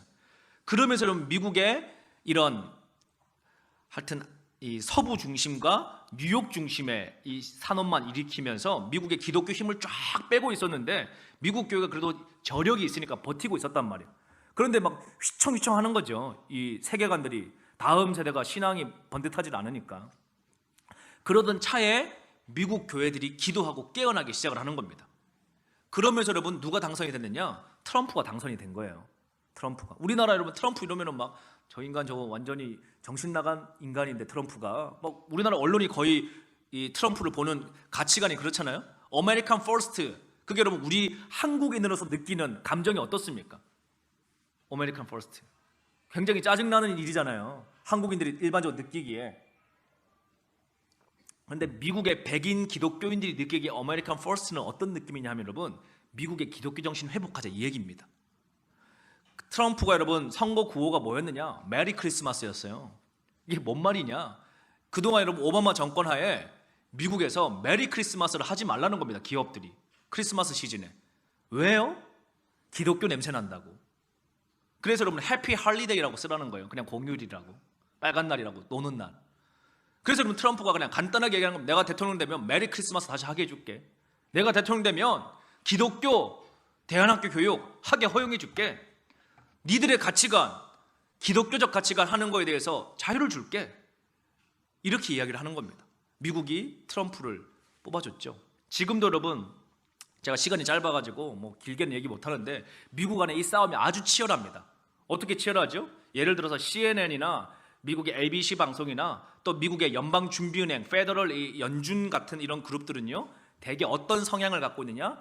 반기독교적 성향을 가지고 있습니다. 뭐냐, 쉽게 말하면 제가 시간이 별로 없으니까 그래서 여러분 이 그룹들은 뭘 하고 있느냐? 하나님을 대적하는 세계관들이 쭉쭉 퍼지길 원해요. 온 열방 가운데. 미국 안에도 두 가지 그룹이 있다는 겁니다. 근데 지금 미국을 잡고 있는 펜스 같은 부통령은요, 제가 영상을 하나 보여드릴게요. 이게 여러분 대통령인지 목사님인지 모를 정도로 굉장히 신본주의적인 세계관을 갖고 있는 사람입니다. 어느 정도로 하나님 중심의 세계관을 갖고 있는가 하면 이 펜스 같은 부통령은 공직 자리에서 이렇게 얘기를 하는 거예요. 너 정책 우선순위 결정이 어떻게 되냐 이렇게 물어봅니다. 너의 정책의 우선순위 결정이 뭐냐? 첫 번째, 나는 크리스찬, 난 기독교인이 내 정책 레벨의 최우선순위라는 거예요. 두 번째, 공화당, 나 보수주의자라는 거예요. 세 번째, 나 이제 공화당원으로서 보수주의자, 공화당원. 그러니까 첫 번째, 자신의 우선순위가 기독교인이에요, 크리스찬. 이걸 여러분 공개적으로 이야기를 하고 이렇게 얘기를 해요. 그럼 너 어떻게 그 결정을 하니, 정책 결정을? 아침에 나 눈 뜨면은 제일 먼저 주님 앞에 가서 기도한다. 그리고 성령의 음성을 듣는다. 그리고 그 음성 가운데 나는 순종하는 하루를 산다. 이렇게 얘기를 하는 겁니다, 기자들한테. 그랬더니 여러분 ABC 방송국의 패널들이 정신병자라고 놀리는 거예요. 하나님의 음성을 듣는다고? 이런 걸 우리는 정신병자라고 합니다고 킥거려요. 그런데도 여러분 지금 펜스가 뭘 하고 있죠? 미국 안에 기독교 세계관을 완전히 회복시키고 있습니다. 지금 여러분 우리가 제가 지금 정세를 볼 수 있는, 시세를 볼 수 있는 눈이 있어야 한다고 그랬는데 그걸 한번 좀 보여드릴게요. 펜스 부통령 1번, 2번 영상 한번 우리 클립 한번 틀어보세요. 한번 잘 보세요. That God so loved the world that he gave his only son, that whoever believes in him should not perish but have eternal life. But on that rainy Saturday night, I heard it differently. Sitting on that hillside, I realized that also meant that God so loved me that he gave his only son to save me. Overwhelmed not with guilt, but with a heart overflowing with gratitude, that night I put my faith in Jesus Christ as my personal Lord and Savior, and it's made all the difference.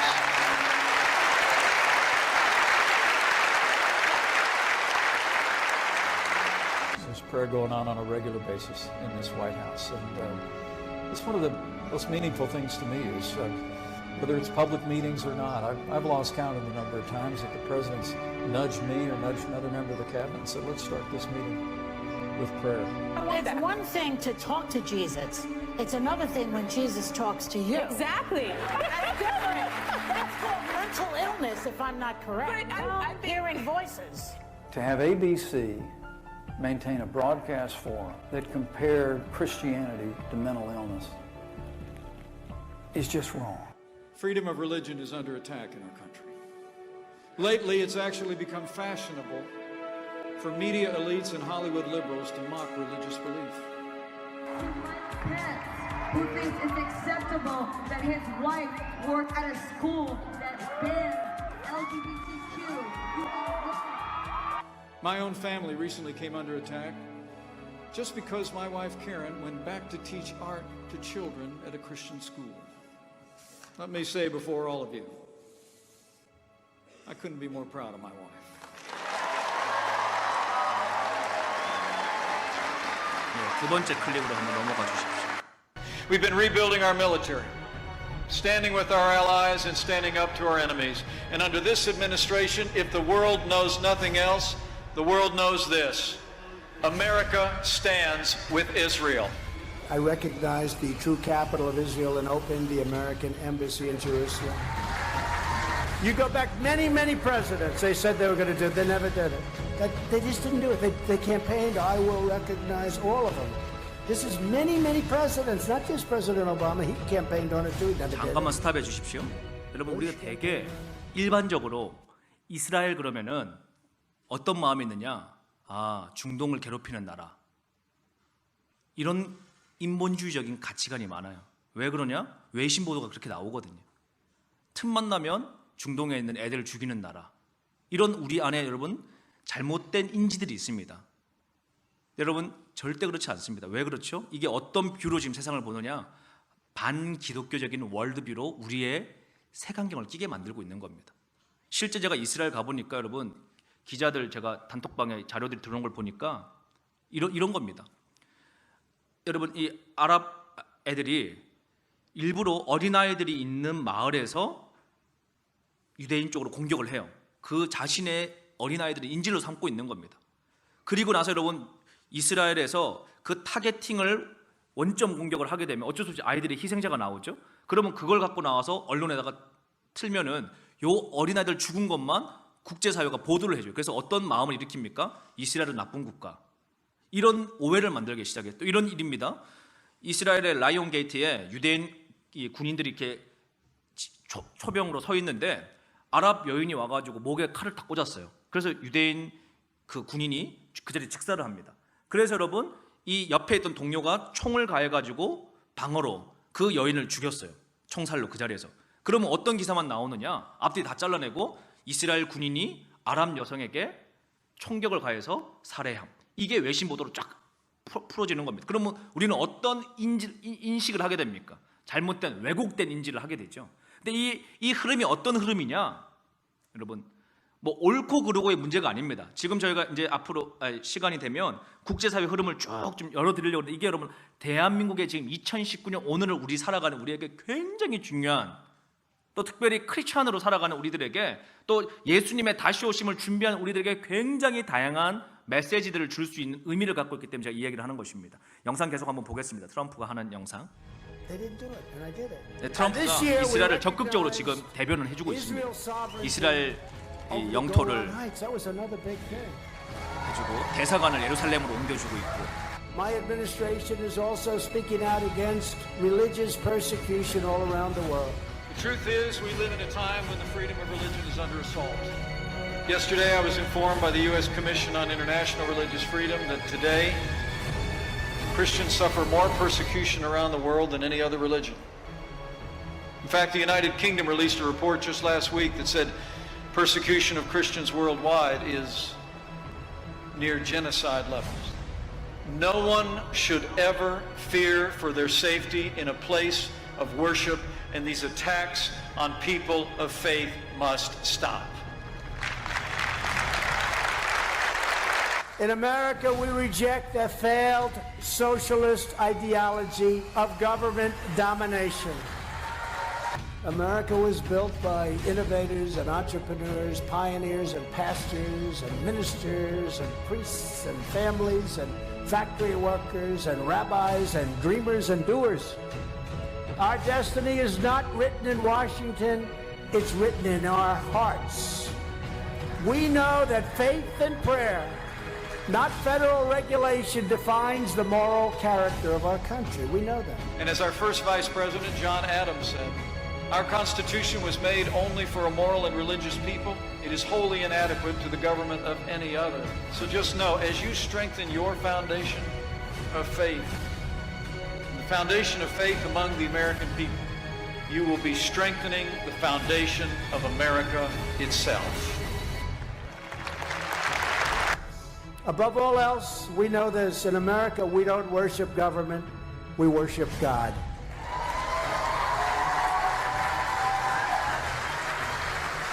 We will always stand up for the right of Americans to live, to learn, and to worship God according to the dictates of their conscience.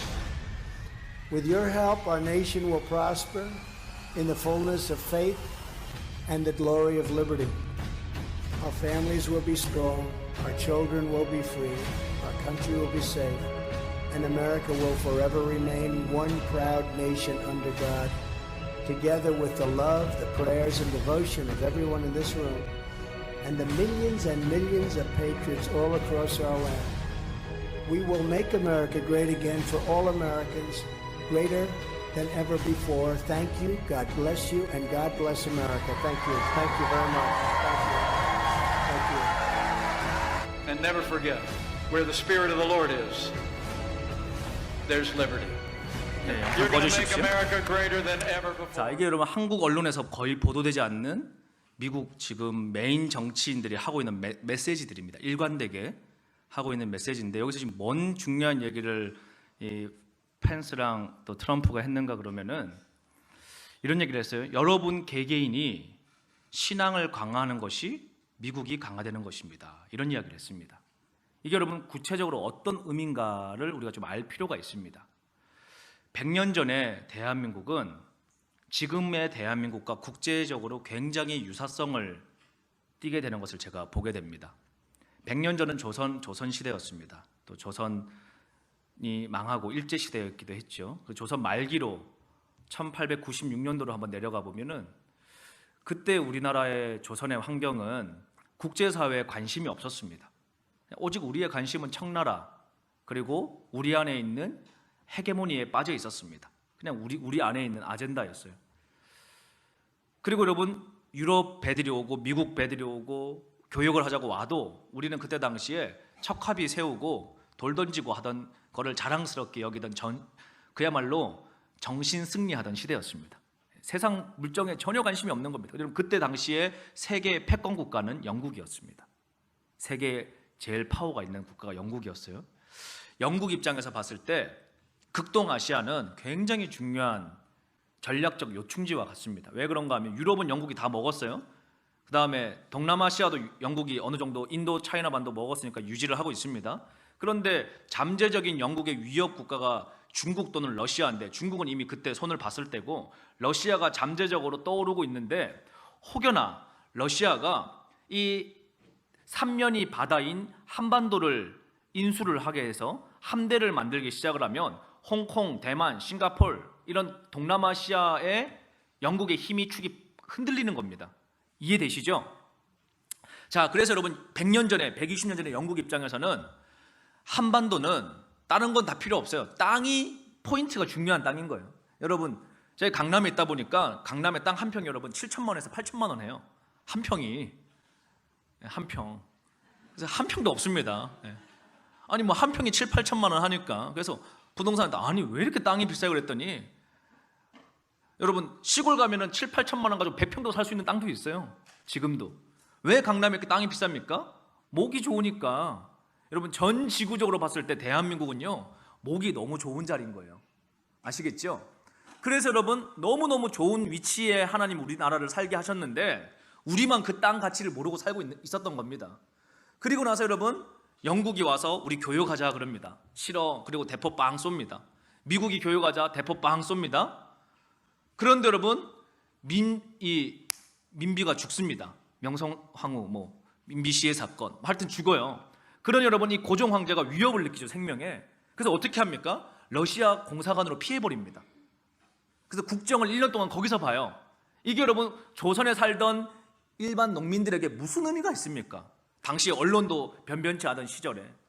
그렇죠? 아무 우리 용인에서 농사 짓고 살아가는 소시민들에게 여러분 황제가 뭐 러시아 대사관 가서 도장을 찍건 말건 게 뭔 상관이에요 우리에게. 그런데 여러분 그 메시지는 10여 년 후 조선 땅에 엄청난 역사적인 진동을 요동하게 하는 메시지였습니다. 영국 입장에서 봤을 때 러시아를 견제하고 싶은데 이 나라의 황제가 영국하고는 교역을 맺지 않고 러시아 공사관으로 들어갔다? 이게 어떤 시그널입니까? 아 이대로 두면은 아시아가 꼬이는 겁니다. 영국 입장에서, 패권 국가 입장에서. 그래서 여러분 일본이 이미 메이지 유신이 일찍됐기 때문에 뭘 알죠? 뭘 합니까? 영국은 조선을 필요로 하는구나. 그런데 영국이 직접 와가지고 손대기는 귀찮은 겁니다. 그래서 편지를 보냅니다. 우리하고 동맹 맺고 우리가 대신 처리해 줄게. 대신에 우리가 밀리면 뒤를 좀 봐줘. 그게 뭡니까? 영국과 일본이 동맹을 맺어요. 그리고 또 미국하고 일본이 동맹을 맺습니다. 미략을. 그리고 어떻게 되죠? 그 사이에 한반도 안에서는요 러일 전쟁, 청일 전쟁이 터지는 겁니다. 그러면서 여러분 한일합방으로 들어가요. 이해되시죠? 만약에 그때 고종 황제가 국제 정세를 알고 야 영국한테 편지 보내는 건데 야 우리 근대화 시켜줘. 우리가 만주까지 우리 땅으로 할게. 그랬으면 여러분 아마 우리 역사가 달라졌을 수도 있어요. 뭐 이미 지나간 역사니까. 그런데 여러분 문제는 100년이 지났습니다. 여러분 그 어마어마한 일제강점기를 우리가 보내고 대한민국이 건국됐는데 이 대한민국 여러분 저는 대단한 나라인지 몰랐어요 과거에. 그런데 하나님 앞에 거듭나고 기도하고 공부하고 연구하다 보니까 야 대한민국 정말 대단한 나라입니다 여러분. 철 녹여가지고 자동차 수출하는 나라가 2차 대전 이후에 건국된 120개 신생국가 가운데 몇 개 있을까요? 여러분 자동차 저 포항제철에서 광양제철소에서 녹여가지고 강판 가지고 자동차 만들어가지고 수출하는 나라 120개 국가 가운데 몇 개 있는 줄 아세요? 딱 우리나라 한 나라밖에 없습니다. 대한민국. 여러분 국가소득 3만 불 이상 개인소득이 올라가는 나라 몇 개 있을까요? 신생국가 120개 가까운데 2개 있습니다. 대한민국과 이스라엘. 그런데 그 가운데 산업화로 올라간 나라 한 나라 있습니다. 대한민국. 여러분 정말 어마어마한 나라예요. 그럼 하나님 왜 이런 엄청난 초강대국에 영향을 주게 하셨느냐? 다른 거 없습니다. 우리가 일제치하를 겪으면서 한국 교회 백성들이 주님 앞에 약속을 맺었어요. 약속. 어떤 약속을 맺었느냐? 하나님 이 나라를 예수교 나라로 세우겠습니다. 아시아 최초의 기독 국가로 만들어 보겠습니다. 선교하는 나라가 되겠습니다. 라는 그런 신앙 고백을 하고 세워진 나라가 대한민국이었습니다. 그리고 여러분 지난 60년, 70년, 80년 동안 엄청난 기독교의 강력한 골든 시즌을 우리가 보내게 되었습니다. 그렇죠. 그런데 90년도, 2000년도를 넘어가면서 그 황금기의 열매로 버티고 있는 거지 시대 정신을 교회가 상실해 버렸어요. 열심히 헌금해가지고 예배당 지었단 말입니다. 넥스트 스텝이 없는 겁니다. 어느 교회도. 그 다음에 교회가 갈 길을 상실해 버린 거예요. 과거에는 천막 쳐놓고 막 부르짖고 기도하고 그래서 하나님의 은혜를 경험하고 치유를 경험하고 하나님 앞에 생명을 걸고 선교사 파송하고 했는데 이제 뭐 엄청나게 좋은 건물에서 학위도 어마어마하게 받고 뭐 프린스턴 뭐 온갖 대학에서 여러분 목회학 박사학위 받고 다 들어와 있는데 영적 방향성이 상실되어져 버린 겁니다. 오늘 이 시대가. 그러니 여러분 뭐 도덕 소리 같은 거 하는 거예요. 주일날 좋은 말 하는 거지. 그냥 윤리적인 얘기 하는 거지. 여러분 윤리적인 말로 우리가 바뀝니까? 여러분 윤리시험 100점 받고 윤리적으로 살아요 인생들이? 아니잖아요. 예수로 거듭나야 바뀌는 겁니다. 세상이 바뀌는 딱 한 가지가 있는데 뭐밖에 없느냐? 예수로 바뀌는 것밖에 없어요. 이걸 누가 깨달았느냐? 100년 전 한성 감옥에 10대 20대 초반에 이승만이 깨달았습니다. 이승만이 뭘 깨달았느냐?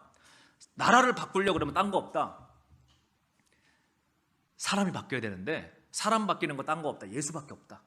그러면 예수로 바뀐 백성이 많아진 후에야 윗물이 정치가 맑아질 수 있다. 그래서 국가를 혁신하는 길은 나로부터 변화돼야 된다. 예수의 물줄기로 이 나라가 바뀌어야 된다.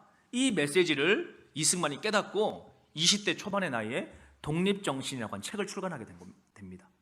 그때 책 읽고 은혜 받았던 깜빵 동기들이 대한민국 개국 사람들이에요.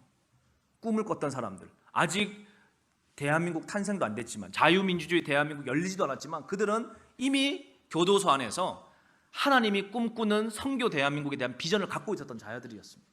그리고 여러분 그 믿음의 후손들은 엄청나게 90년대까지 해도 선교의 열매를 뻗쳤는데 지금 여러분 대한민국에 그게 많이 상실이 된 거예요. 그래서 하나님 뭐 하고 계시느냐? 우리나라를 사랑하셔서 부르심 회복하라고 한국을 흔들고 계시는 거라고 저는 믿고 있습니다. 지금 대한민국의 상황은 어떻습니까? 당시에 영국의 패권이 미국에게 넘어갔죠. 러시아의 패권이 중국에게 넘어갔죠. 그래서 지금은 미중 패권 전쟁 시대에 우리가 그때나 지금이나 우리가 목이 좋은 데 살고 있어가지고 피곤한 겁니다, 여러분. 왜 피곤해요, 여러분? 한번 보십시오. 지금 이런 전 세계 무역 교역량의 절반 이상이 아시아에서 다 움직입니다. 유럽 이제 한물 갔어요, 여러분. 유럽 한번 가보세요. 뭐 있는지 별거 없습니다. 옛날에 200년 전 영광을 그냥 팔아먹는 박물관이지 없어요. 유럽에 뭐 여러분 뭐 메이드 인 유럽 제품 쓰는 거 뭐 있어요? 뭐 자동차나 뭐 독일산 좀 있나? 뭐 프랑스산 여러분 뭐 있습니까? 뭐 여러분 향수나 뭐 고가품 외에 뭐 있어요, 여러분? 거기 정말 산업되는 게 뭐 있습니까? 유럽 뭐 벨기에산, 뭐 프랑스산, 독일산, 영국산 별로 없죠? 거의 없습니다, 여러분. 이 무역 시장에서 아시아가 압도적이에요. 그런데 여러분 미국 입장에서 한번 보십시오. 세계 선교를 이끌어 가야 되는데 아시아 전역에서 기독교 인구수 제일 뜨거운 나라가 어딥니까? 한국이 여러분. 여름 겨울 방학마다 수련회 하는 나라 여러분 다른 나라가 다 하는 줄 아세요? 네? 우리는 그냥 원래 하는 거라고 생각을 하잖아요. 제가 전 세계를 다녀보니까 외국도 해요. 여름 방학 수련회. 누가 하느냐? 거기에 있는 한국인들이 하더라고요. 그 나라 기독교인들이 하는 게 아니고 거기에 계신 한인교회에서 여름 수련회도 하고 겨울 수련회 하지. 여러분 이렇게 하여튼 새벽기도 여러분 다 합니까? 안 해요. 우리만 하는 겁니다. 수요 예배 해요, 여러분? 우리만 하는 거예요. 철야 예배 우리만 하는 거예요. 왜 여러분 합니까? 우리는 하나님이 부르신 민족이란 말이에요. 뜨거운 민족, 선교하려고 막 뜨거운 민족인데 우리가 지금 그게 일시적으로 지금 꿈이 상실되어져 있는 거예요. 왜? 정세를 모르니까. 여러분 지금 대한민국은 어떤 상황인가 짧게만 하고 이제 좀 마무리를 해보겠습니다. 시간이 많이 갔으니까. 북한이 공산화된 지 70년이 지나갔습니다. 그래서 이제 북한이 문이 열려야 될 영적 타이밍이 이미 지나가고 있어요. 그런데 하나님께서 북녘 땅의 문을 여셔가지고 이 한국교회에 붙이셔서 이제 아시아 선교를 마무리 짓길 원하세요.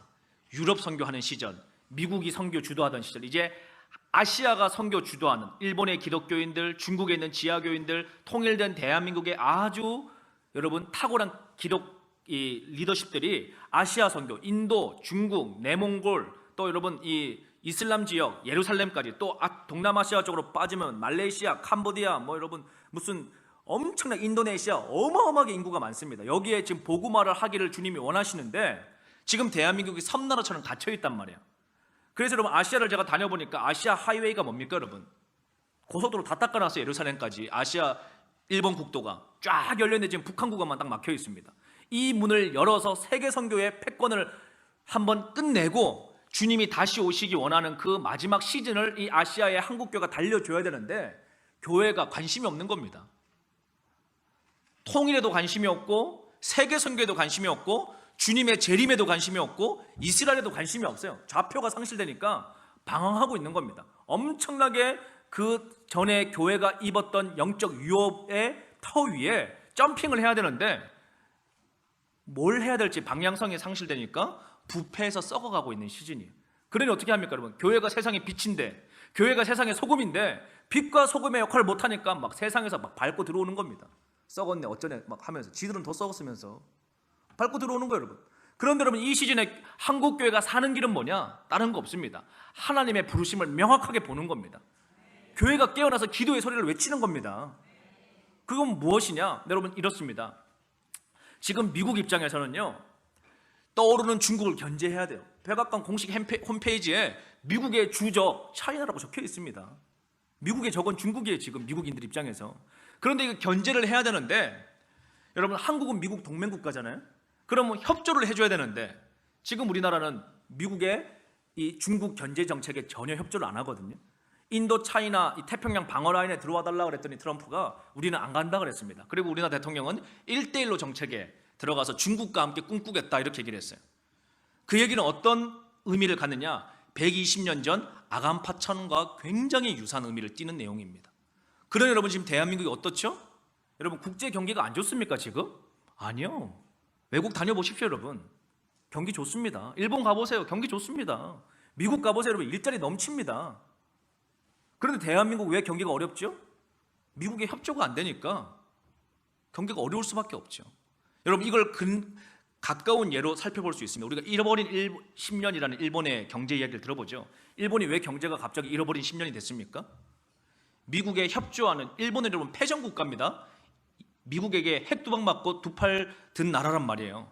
그래서 일본은 정상국가가 아니에요 여러분. 우리 같은 군대를 만들 수 있는 나라가 아닙니다. 메이드 인 재팬 전투기 보셨어요? 메이드 인 재팬 소총 보셨어요? 우리는 K2, 뭐 T-50 다 만들잖아요. 여러분 메이드 인 저머니 소총 보셨습니까? 독일 군수물자 못 만듭니다. 일본 군수물자 생산 못해요. 왜 그렇죠? 패전국가라서. 2차 대전 때 졌잖아요. 그래서 여러분 일본에도 미국 군인이 상주하고 독일에도 미국 군인이 상주하면서 방어를 대신해주고 먹게 살고만 해주는 겁니다. 얘네들은. 이해하시죠? 그런데 이 일본이 여러분 경제 성장을 엄청나게 해가지고 소니, 뭐 도요타가 떠오르는 80년대 때 90년대 초에 실수를 해요. 어떤 실수를 하느냐? 야 우리 이제 먹고 살만하니까 미국한테 더 이상 타치받지 말고 자유롭게 살자. 중국하고 한번 짝짝꿍 해가지고 잘 살아보자. 이러면서 여러분 정권 교체가 일어나는데 여러분 미국은 소프트 파워라고 그러죠. 이게 무슨 얘기냐? 중국한테 대들잖아요. 지금 홍콩 두드려 맞는 거 보시잖아요. 쟤네들은 그냥 장갑차 밀고 와서 그냥 두드려 팹니다. 러시아한테 대들잖아요. 그냥 와서 때려요. 그런데 여러분 미국은 그냥 안 때립니다. 때리는지 모르게 때려요. 이게 소프트 파워입니다. 뭔지 아시겠어요? 때리는데 맞는지를 몰라요. 근데 피가 흐르고 있는 겁니다. 일본이 어떻게 됐느냐? 10년 동안 맞았는데 왜 맞는지도 모르고 맞은 거예요. 왜 맞았느냐? 미국한테 대드니까 여러분 환율로 그냥 칩니다. 그러니 여러분 소득이 쭉 줄어들죠? 거기다 어떻게 합니까? 도요타 리콜 치고 소니 여러분 무너뜨리고 그 사이에 반사이익으로 우리나라가 치고 올라온 거예요. 여기까지. 일본 두드려 맞는 동안에. 그런데 여러분 두드려 맞고 우리가 올라왔는데 정작 이제 통일을 꿈꾸고 세계 선교를 꿈꾸고 북녘 땅에 여러분 2,500만 주민의 자유를 꿈꾸고 해야 될 교회가 그 부유함에 잠들어가지고 미국 등 돌리기를 하고 있는 겁니다. 그러려면 미국이 괘씸해가지고 지금 뭐 하고 있는 겁니까? 한국 밝게 하고 있는 거예요. 언제까지? 회개하고 깨어날 때까지. 이해되시죠? 대한민국 여러분, 뭐 좌우 떠나가지고 살아날 길은 딱 뭐냐? 하나님의 세계관 편에 서야 됩니다. 하나님의 세계관 편에. 이 여러분 중요한 시기 가운데 하여튼 여러분들은 젊은 분들이 많으니까 기도하고 좀 준비하시길 바랍니다. 어떤 준비를 하시길 바라느냐? 통일됐을 때 어떻게 할까를 좀 준비해 보세요. 여러분 통일되면요, 평양 가가지고 김밥집만 차려도 2,500개 마을에 김밥집 차리면은 여러분 웬만한 중소기업 사장보다 부자가 됩니다. 그런 시대가 와요, 여러분. 이삭 토스트, 석봉 토스트 있으니까 여러분은 뭐 다니엘 토스트라고 하든지 뭘 해서 만들란 말이에요. 북녘 땅에 여러분 2,500개 마을에 토스트만 열어도 여러분 선교사 수십 명 보내고도 남습니다. 지금 우리에게 엄청난 잠재적 기회가 오고 있는데 한국인만 모르는 거예요. 한국인만. 골드만삭스 다 알고 준비하고 있고 외국 애들 다 알고 준비하고 있는데 여러분 우리는 딱 지금 뭐가 놓여 있느냐? 한국교회가 빨리 깨닫고 회개해가지고 덜 두드려 맞고 북한 통일되기를 바라는 수밖에 없습니다. 하여튼 맞기는 맞아야 되는데 주님한테 여러분 많이 두드려 맞고 통일되든지 적게 두드려 맞고 통일되든지 우리 교회가 하기 나름이에요. 여러분 하나님이 한 사람 쓰려고 그럴 때 빨리 순종하면 덜 맞잖아요. 고집 피우면 어떻게 합니까? 많이 두드려 맞죠. 그런 얘기 들어보셨죠? 처음 들으세요 여러분? 하나님이 목회자로 불렀어요 어떤 사람을. 그러면 여러분 좋은 말 할 때 빨리 신학교 가야 됩니다. 그런데 나는 막 목사 체질에 너무 안 맞는 거예요. 그냥 아빠도 목사님이고 삼촌도 목사님이고 나는 절대 목사는 안 하고 싶어. 나는 사업가 할래. 그럼 어떻게 됩니까 여러분? 하나님 자유의지가 있으니까 내버려 두시죠. 근데 여러분 어떻게 됩니까? 사업하다가 이제 부도 맞고 결국은 신학교 옵니다. 결국은 와요. 제가 여러분 이스라엘에 가니까 아는 선교사님이 저하고 한 살 많은데 이제 친해져가지고 어떻게 이스라엘까지 오셨어요. 그러니까 하나님한테 수술을 당했다는 거예요. 그래서 뭔 수술을 당했는데요, 좀 얘기해달라고 그랬더니 하신 얘기가 자기가 5대째 목사님 집안이래. 할아버지 다 목사님이라는 거예요. 그래서 아빠가 목회자 되라고 그랬는데 절대 자기는 목사 안 되겠다고 해서 어릴 때부터 체대 가가지고 몸을 키운 거예요. 그래서 이 목사 안 되려고 몸 키우고 20대 때 강남에 클럽을 다니면서 애들 놀고 막 술 마시고 막 이렇게 놀고 있는데 하나님이 사인을 주시죠 여러분. 빨리 돌아오라고. 그런데 여러분 이게 센스가 있어가지고 빨리 돌아오면 인생이 편한데 교통사고가 탁 난 겁니다. 그런데 엔진 날아가고 뒷자리 날아갔대요. 자기만 딱 남아있더래요. 연문을 빵 차고 나오면서 야 죽다 살았다 이러고는 절대 순종 안 하겠다고 그러고 있는데 군대를 갔는데 병이 걸려가지고 군의관 만나니까 엄마 오라 그랬대요. 엄마 아빠 오라고. 원래 군대 가보면 여러분 웬만하면 다 빨간 약 발라주고 그냥 끝내는데 아니 엄마 아빠 오란 거 뭔가 심각한 거거든요. 오니까 제대를 시켜주더래요. 왜 제대를 시켜주는 거 알지도 못하고 알고 봤더니 암이 퍼져가지고 3개월 시한부 선고를 받은 거예요. 그래서 하나님 제대해서 행복하다고 밥 먹고 엄마가 너 이제 3개월이면 죽는데 그러는 거예요. 너무 기가 막혀가지고 큰 대학병원 가가지고 검사를 하려고 죽기 전에 암 검사를 하려고 하는데 여기 척추를 드릴로 구멍을 뚫고 주사 바늘을 넣어가지고 이 액을 빼내야 되는데 여러분 의사들이 뭐 엉덩이뼈 구멍 내는 거 한두 번 했겠습니까? 그런데 여러분 그날따라 구멍을 내는데 너무 아프더래요. 너무 아파가지고 뼈는 마취가 안 되니까 뼈에다가 구멍을 내는데 막 부들부들 떨리는 겁니다. 이 젊은 형제가. 그래도 주님께 순종하기 싫더래요. 목사 되기 싫어가지고. 그래서 막 이러고 있는데 의사가 와서 바늘을 쭉 넣는데 빨리 빼야 되는데 바늘 안 빼는 거예요.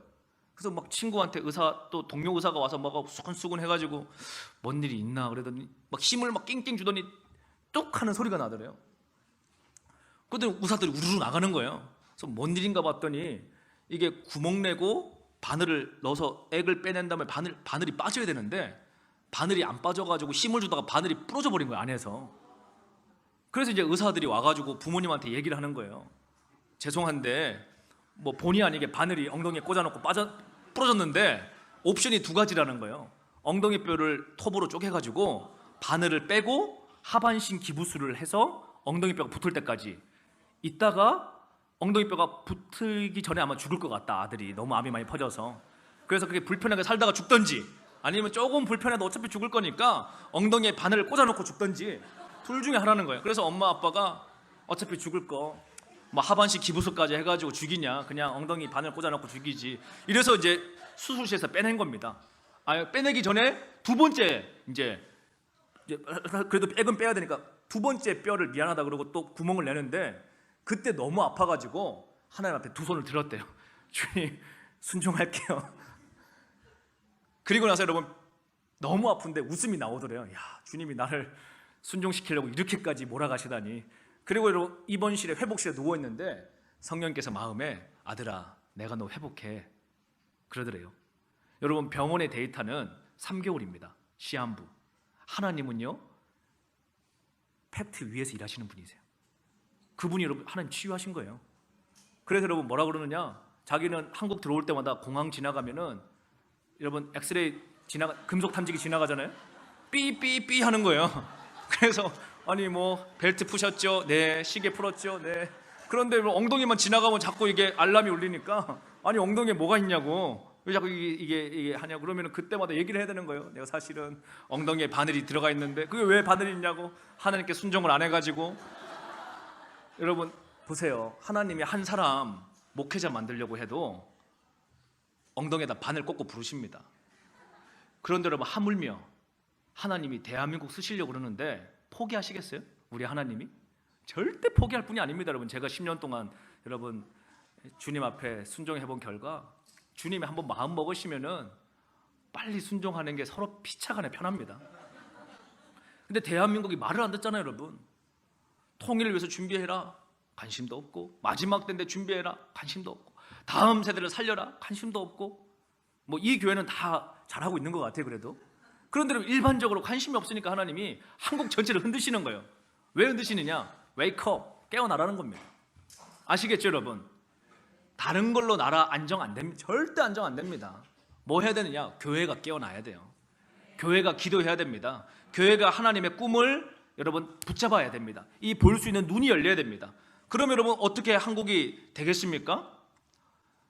교회만 깨어나가지고 여러분 정말 하나님을 경외하는 올바른 대한민국으로 회복되기만 딱 하면은 여러분 북한 문 열립니다. 자, 딱 김정은 보니까 살쪄가지고 오래 가지도 않을 것 같아요. 그러면 오늘 밤이라도 여러분 하나님이 한국교회만 준비되면 북한 정권 문 여시죠. 왜 문을 못 엽니까? 한국교회가 준비가 안 돼 있는 거예요. 여러분 통일을 감당할 수 있는.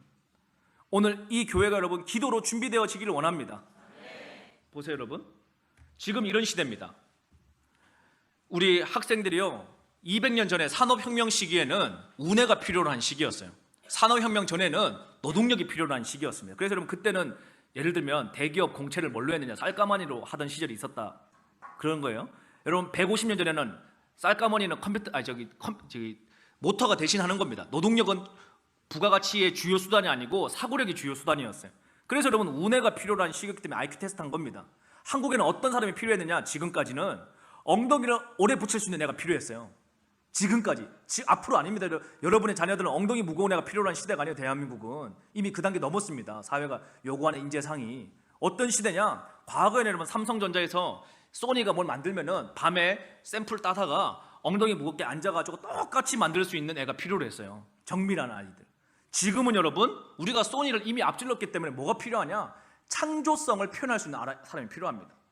신제품을 만들어줘야 되려면 모방하는 게 아니고 모방은 지금 중국이 하고 있고, 아시겠죠? 근데 대한민국이 제일 약한 게 뭐냐, 창의력이 부족한 거예요. 창의력에서 어디서 오는지 아십니까 여러분? 이세돌이 알파고한테 졌잖아요. 그게 뭔 얘기냐, 이제 앞으로의 부가가치는요 사고력 가지고 오는 시대가 아니고 창의력 가지고 오는 시대라는 거예요. 이렇게 말하면 그럼 뭐 애들 뭐 그냥 풀어놓고 키우면 되겠네, 그게 아니고 창의력 어떻게 표현할 거예요? 창의력 어디서 받을 겁니까? 그래서 여러분 왜 대기업에서 동성애를 우대하느냐 물어보니까 동성애자들은 생각이 특이하대요. 생각이 특이하니까 그러고 살겠지. 그런데 여러분 제품이 다르게 나오는 거예요. 컬러 느낌이 일반 애들하고. 그래서 여러분 이 우대를 해주는데, 정말 창의력이 어디에 있는가 봤더니 여러분 예수님 믿는 사람들이요 정말 주님하고 친해지면 정말 창의적으로 바뀌어요. 왜냐하면 주님이 여러분 얼마나 창의적인 줄 아세요? 천지 창조하는 거 한번 보세요. 여러분 주님 얼마나 창의적인지. 예? 가가지고 여러분 흙 파고 여러분 지나가는 벌레들만 한번 보셔도 야 주님 진짜 창의적이다. 벌레 사이즈를 여러분 막 별별 걸 다 만들었어요. 제가 하루는 여름에 하도 모기한테 뜯겨가지고 주님 제가 다른 건 다 이해돼요. 모기를 왜 만드신 거예요? 모기는 여러분 사탄이 만들었습니까? 아니죠. 하나님 만드셨을 거 아니에요. 제가 한 8년 전인가 중국의 지하교회 집회 갔다가 모기가 하도 많아가지고 잠을 못 자겠는 거야. 주님한테 질문하는 겁니다. 주님, 모기 왜 만드셨어요 도대체? 그랬더니 성령님이 깨닫게 주셨어요. 야, 모기한테 뜯겨야 면역성이 증가된다 그러시는 거예요. 나중에 알고 봤더니 여러분 정말 모기한테 자주 물리면 면역성이 증가된대요. 야, 처음 하신 분 계시죠? 네. 여러분, 하나님이 이 세상에 필요 없는 거 하나도 안 만드셨어요. 다 필요합니다. 하나님 창의력, 여러분 외국에 한번 다녀보세요. 얼마나 여러분 하나님이 창조력이 강하신지. 나무만 해도, 여러분 강아지만 해도, 지나가는 개들만 봐도 얼마나 여러분 생긴 게 다 다양한지. 그렇지 않습니까? 이 창의력 하나님 거예요. 그래서 여러분 우리가 주님하고 친해지면 창조적이 될 수밖에 없습니다. 앞으로 다가오는 시대, 여러분 다니엘의 세대들은 어떤 사람이어야 됩니까? 시세를 분별하고 하나님의 시대 정신을 볼 수 있는 사람들이 돼야 돼요. 다니엘이 살던 그 시대도 예루살렘 망했습니다. 이스라엘 멸망당했습니다. 그러나 여러분 하나님은 다음 세대들에게 민족의 부르심을 이어갈 친구들을 길러내고 계셨습니다. 오늘 대한민국이 다 위기라고 말하는데 오늘 이 교회 다음 세대들 가운데 정말 청소년들과 10대, 20대와 여러분 젊은 세대들 가운데 다가올 통일 시대를 하나님의 마음으로 준비할 수 있는 여러분, 저는 기업가들이 나오길 원하고 패션가들이 나오길 원하고 하나님의 목회자들이 나오길 원하고 여러분 꼭 틀에 박힌 거를 뛰어넘는 자들이 나오길 원합니다. 지금은 여러분 그래서 창의력인 시대예요. 그러면 창의력의 근원이 어디냐? 제가 아까 설명한 거죠. 다른 거 없습니다. 이제 우리가 뭐 5G 시대, 뭐 신산업혁명 뭐 이렇게 얘기하는데 연대 고대 교수들이 다 하는 얘기입니다. 앞으로 시대 취업률이 지금 중요한 게 아니다. 왜? 앞으로 여러분 열심히 일하는 애들 일자리 팍팍 줍니다. 앞으로 이제 한 몇 년 나가면은. 왜? 산업 구조 자체가 바뀌기 때문에. 제가 여러분 외국 가가지고 여러분들 뭐 잘 관심 없겠지만 여러분 매경 포럼, 뭐 다보스 포럼 이런 거 여러분 리포트 나온 것들 읽어보면은 진짜 대한민국 이대로 가면 답이 없어요. 네. 너무 혁신적으로 바뀌고 있기 때문에. 너무 혁신적으로. 이런 혁신되는 시대 가운데 기독인들이 주님 오시는 그 순간까지 끝까지 믿음으로 버틸 수 있는 길은 뭐냐? 성령 충만한 하나님의 사람들이 되는 겁니다. 성령 충만한 하나님의 사람을 어떻게 표현할 것이냐? 다른 거 없죠. 기도와 예배로 주님이 주시는 아이디어들을 스펙이 아닌 믿음으로 점핑하는 방법들을 경험하시고 배우셔야 됩니다. 여러분 스펙을 쫓아 살아가면요 한계가 있습니다. 하이 스펙이건 뭐 낮은 스펙이건. 그런데 여러분 주님을 쫓아가면 한계가 없어요. 내게 능력 주시는 자 안에서 내가 부할 줄도 알고 가난할 줄도 알고 이 모든 것 가운데 살아내는 방법을 터득하게 됩니다. 오늘 여러분들이 어떤 사람이 돼야 됩니까? 친구들이 나를 어떻게 볼까? 여러분 그게 뭐가 중요해요? 여러분 예수님이 나를 어떻게 볼까? 이게 중요하지. 여러분 이웃들이 나를 어떻게 볼까? 뭐가 중요해요? 예수님이 내 편이면 끝인데. 여러분 이제 주님 앞에 정말 신실한 자들이 필요한 시기입니다. 이 나라를 완전히 혁신할 수 있는 인물들이 나와야 돼요. 지도자급 인물들이 나와야 됩니다. 국제 정세를 읽고 이 나라가 가야 될 길을 보고 치고 나갈 수 있는 5년 후, 10년 후, 20년 후에 대한민국을 설계도면 가진 자들이 나와야 된단 말이에요. 저는 여러분 강남에서 기도하고 준비하고 있습니다. 수년 동안 북한지도 펼쳐놓고 2,500개 마을 어떻게 들어갈지 구체적으로 계획을 짜고 있어요. 그리고 브랜드들을 만들어내고 있습니다. 왜? 북한 사람들에게 여러분 다 필요하니까. 그들을 어떻게 교육할지 컨텐츠를 만들고 먹거리를 만들고 브랜드를 만들고 교재를 만들고 그리고 여러분 통일되면 치고 들어가야 될 거 아니에요. 오늘 여러분들 가운데 그런 하나님의 시대정신 가운데 관심 있는 자들이 나오길 원하고 통일 너머에 이스라엘 회복 너머에 예수님의 재림이 있습니다. 이게 여러분 쫙 정렬이 돼야 됩니다. 그냥 우리끼리 부자 되자고 통일되는 거 아니에요. 하나님이 부자 되게 하시겠지만 우리끼리 여러분 부유함을 누리라고 하나님이 부자 되게 하시는 게 아니고 우리에게 청지기의 사명을 가지고 열방을 섬기는 정말 여러분 환란기의 요셉의 7년 부흥과 같은 그런 은혜들을 정말 깨어있는 한국교회 지도자들이 감당할 수 있는 눈들이 열릴 수 있기를 원합니다. 그럼 어떻게 해야 되느냐? 결론을 내도록 하겠습니다. 여러분 부흥이 뭡니까? 부흥은 사람 많이 모이는 거가 부흥이 아닙니다. 그거는 부흥의 결과입니다. 결과. 열매일 수 있습니다. 그러나 부흥의 본질은요. 한 사람으로부터 복음으로 바뀌는 겁니다.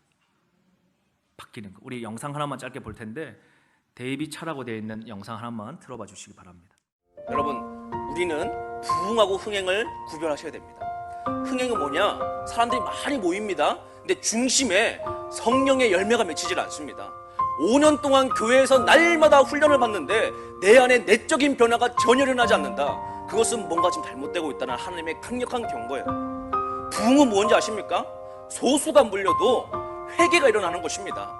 내 안에 복음의 능력으로 변화가 일어나는 것입니다. 나의 능력이 아니라 십자가의 능력을 경험하게 되는 것입니다. 나의 힘으로 절대로 싸워 이길 수 없는 그 육신의 죄된 나를 십자가의 능력으로 성령으로 인치시사 변화를 일으킬 수 있는 그리스도의 성품으로 성장시켜 주시는 것이 복음의 파워며 복음의 능력인 것입니다. 여러분, 십자가는 무엇입니까? 나의 꿈을 이루기 위해서 십자가 쓰는 거 아니에요, 여러분. 십자가가 뭐죠? 제자의 삶을 사는 것입니다. 제자는 무엇입니까?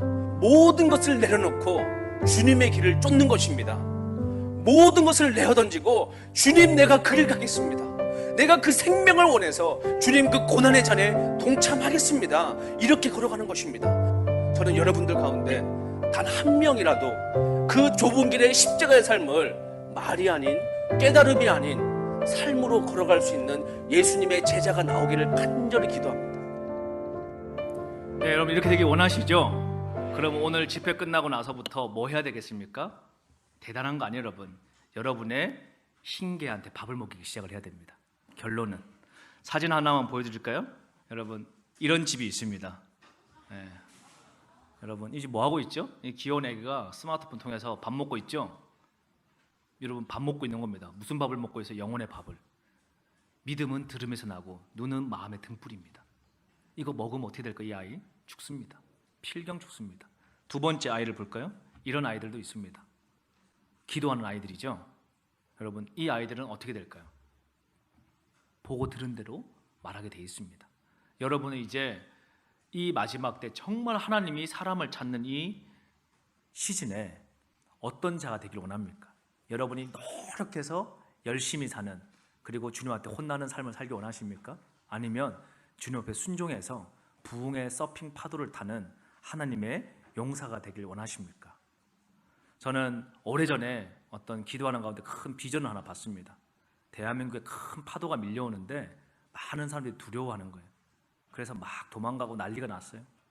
그런데 저쪽에 보니까 아주 멋진 사람들이 서핑 보드를 가지고 파도로 막 뛰어들어요. 시간이 잠시 지나니까 그들이 파도의 꼭대기에서 서핑을 막 타는 겁니다. 그래서 제 마음 가운데 그런 마음이 오는 거예요. 앞으로 한국에 큰 진동들이 있을 텐데 너는 기도로 서핑을 준비해라. 대한민국에 큰 부흥을 준비해라. 저는 그 마음을 가지고 지금도 기도하고 준비하고 있습니다. 여러분, 지금 대한민국 참 어렵지만 결론적으로는 대한민국 회복됩니다. 그 과정에 하나님이 연단도 있으실 수 있고 징계도 있으실 수 있지만 하나님이 징계하는 이유는 미워해서가 아니고 사랑해서 양육해 주시는 거예요. 옳은 길로 오라고. 오늘 한국교회가 이 어려운 시기, 참 혼돈하는 시기, 서로가 적폐라고 주장하는 이 시기에 우리가 주님 앞에 회개하고 예수로 거듭나서 다음 시즌의 미래를 감당할 수 있는 믿음의 주역들이 되길 간절히 원합니다. 여러분, 믿음 생활 제가 해보니까요, 쉽지가 않아요. 주님만 주인으로 모시고 사는 삶, 참 말하기는 멋진데 막상 삶에서 살라 그러니까 포기하고 싶을 때가 한두 번이 아닙니다. 힘들어요. 힘들어. 좁은 길 간다는 거, 욕도 많이 먹고 오해도 많이 받고. 그런데 쓰러지면 여러분, 주님이 오셔서 일으켜 주시는 거예요.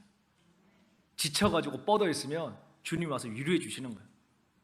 그리고 저는 기대하는 겁니다. 그래, 내 삶에 호흡을 다 하는 날 주님 품에 안겼을 때 나 딴 얘기 듣고 싶지 않고 그냥 주님의 품에 안겨서 엉엉 울고 싶은 거예요.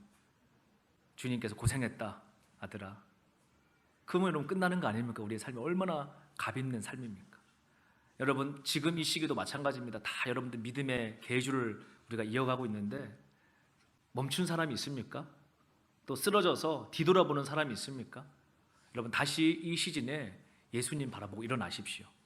그래서 여러분, 믿음의 주요 온전케 하신 예수를 바라보며 푯대를 바라보며 끝까지 완주에 승리하시는 한빛교회 귀한, 더 빛교회 귀한 하나님의 사람들 되시길 축복해 드립니다.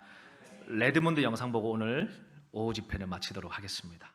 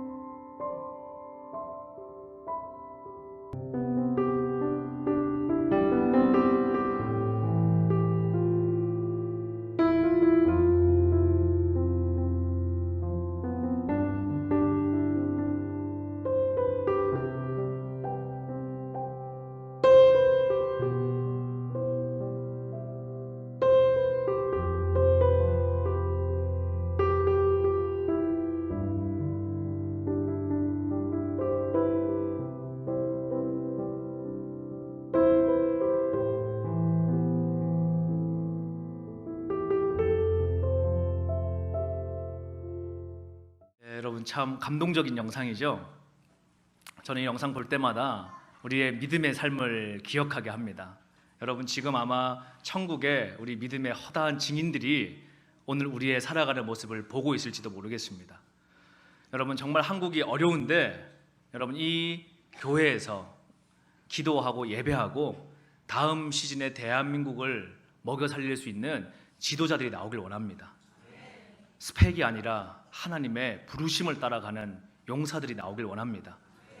여러분 그렇게 살아서 정말 한계없는 하나님의 탁월한 지도자들이 나오길 원하고, 또 바라옵기는 정말 대한민국에 하나님을 경외하는 정치인들, 대통령들, 또 이 땅에 좋은 하나님의 인물들이 그냥 교회 다니는 정치인, 교회 다니는 기업인 말고 정말 하나님을 주인으로 삼고 하나님의 청지기의 역할을 감당할 수 있는 이 땅의 올바른 지도자들이 이 교회 가운데서 많이 나오기를 기도합니다.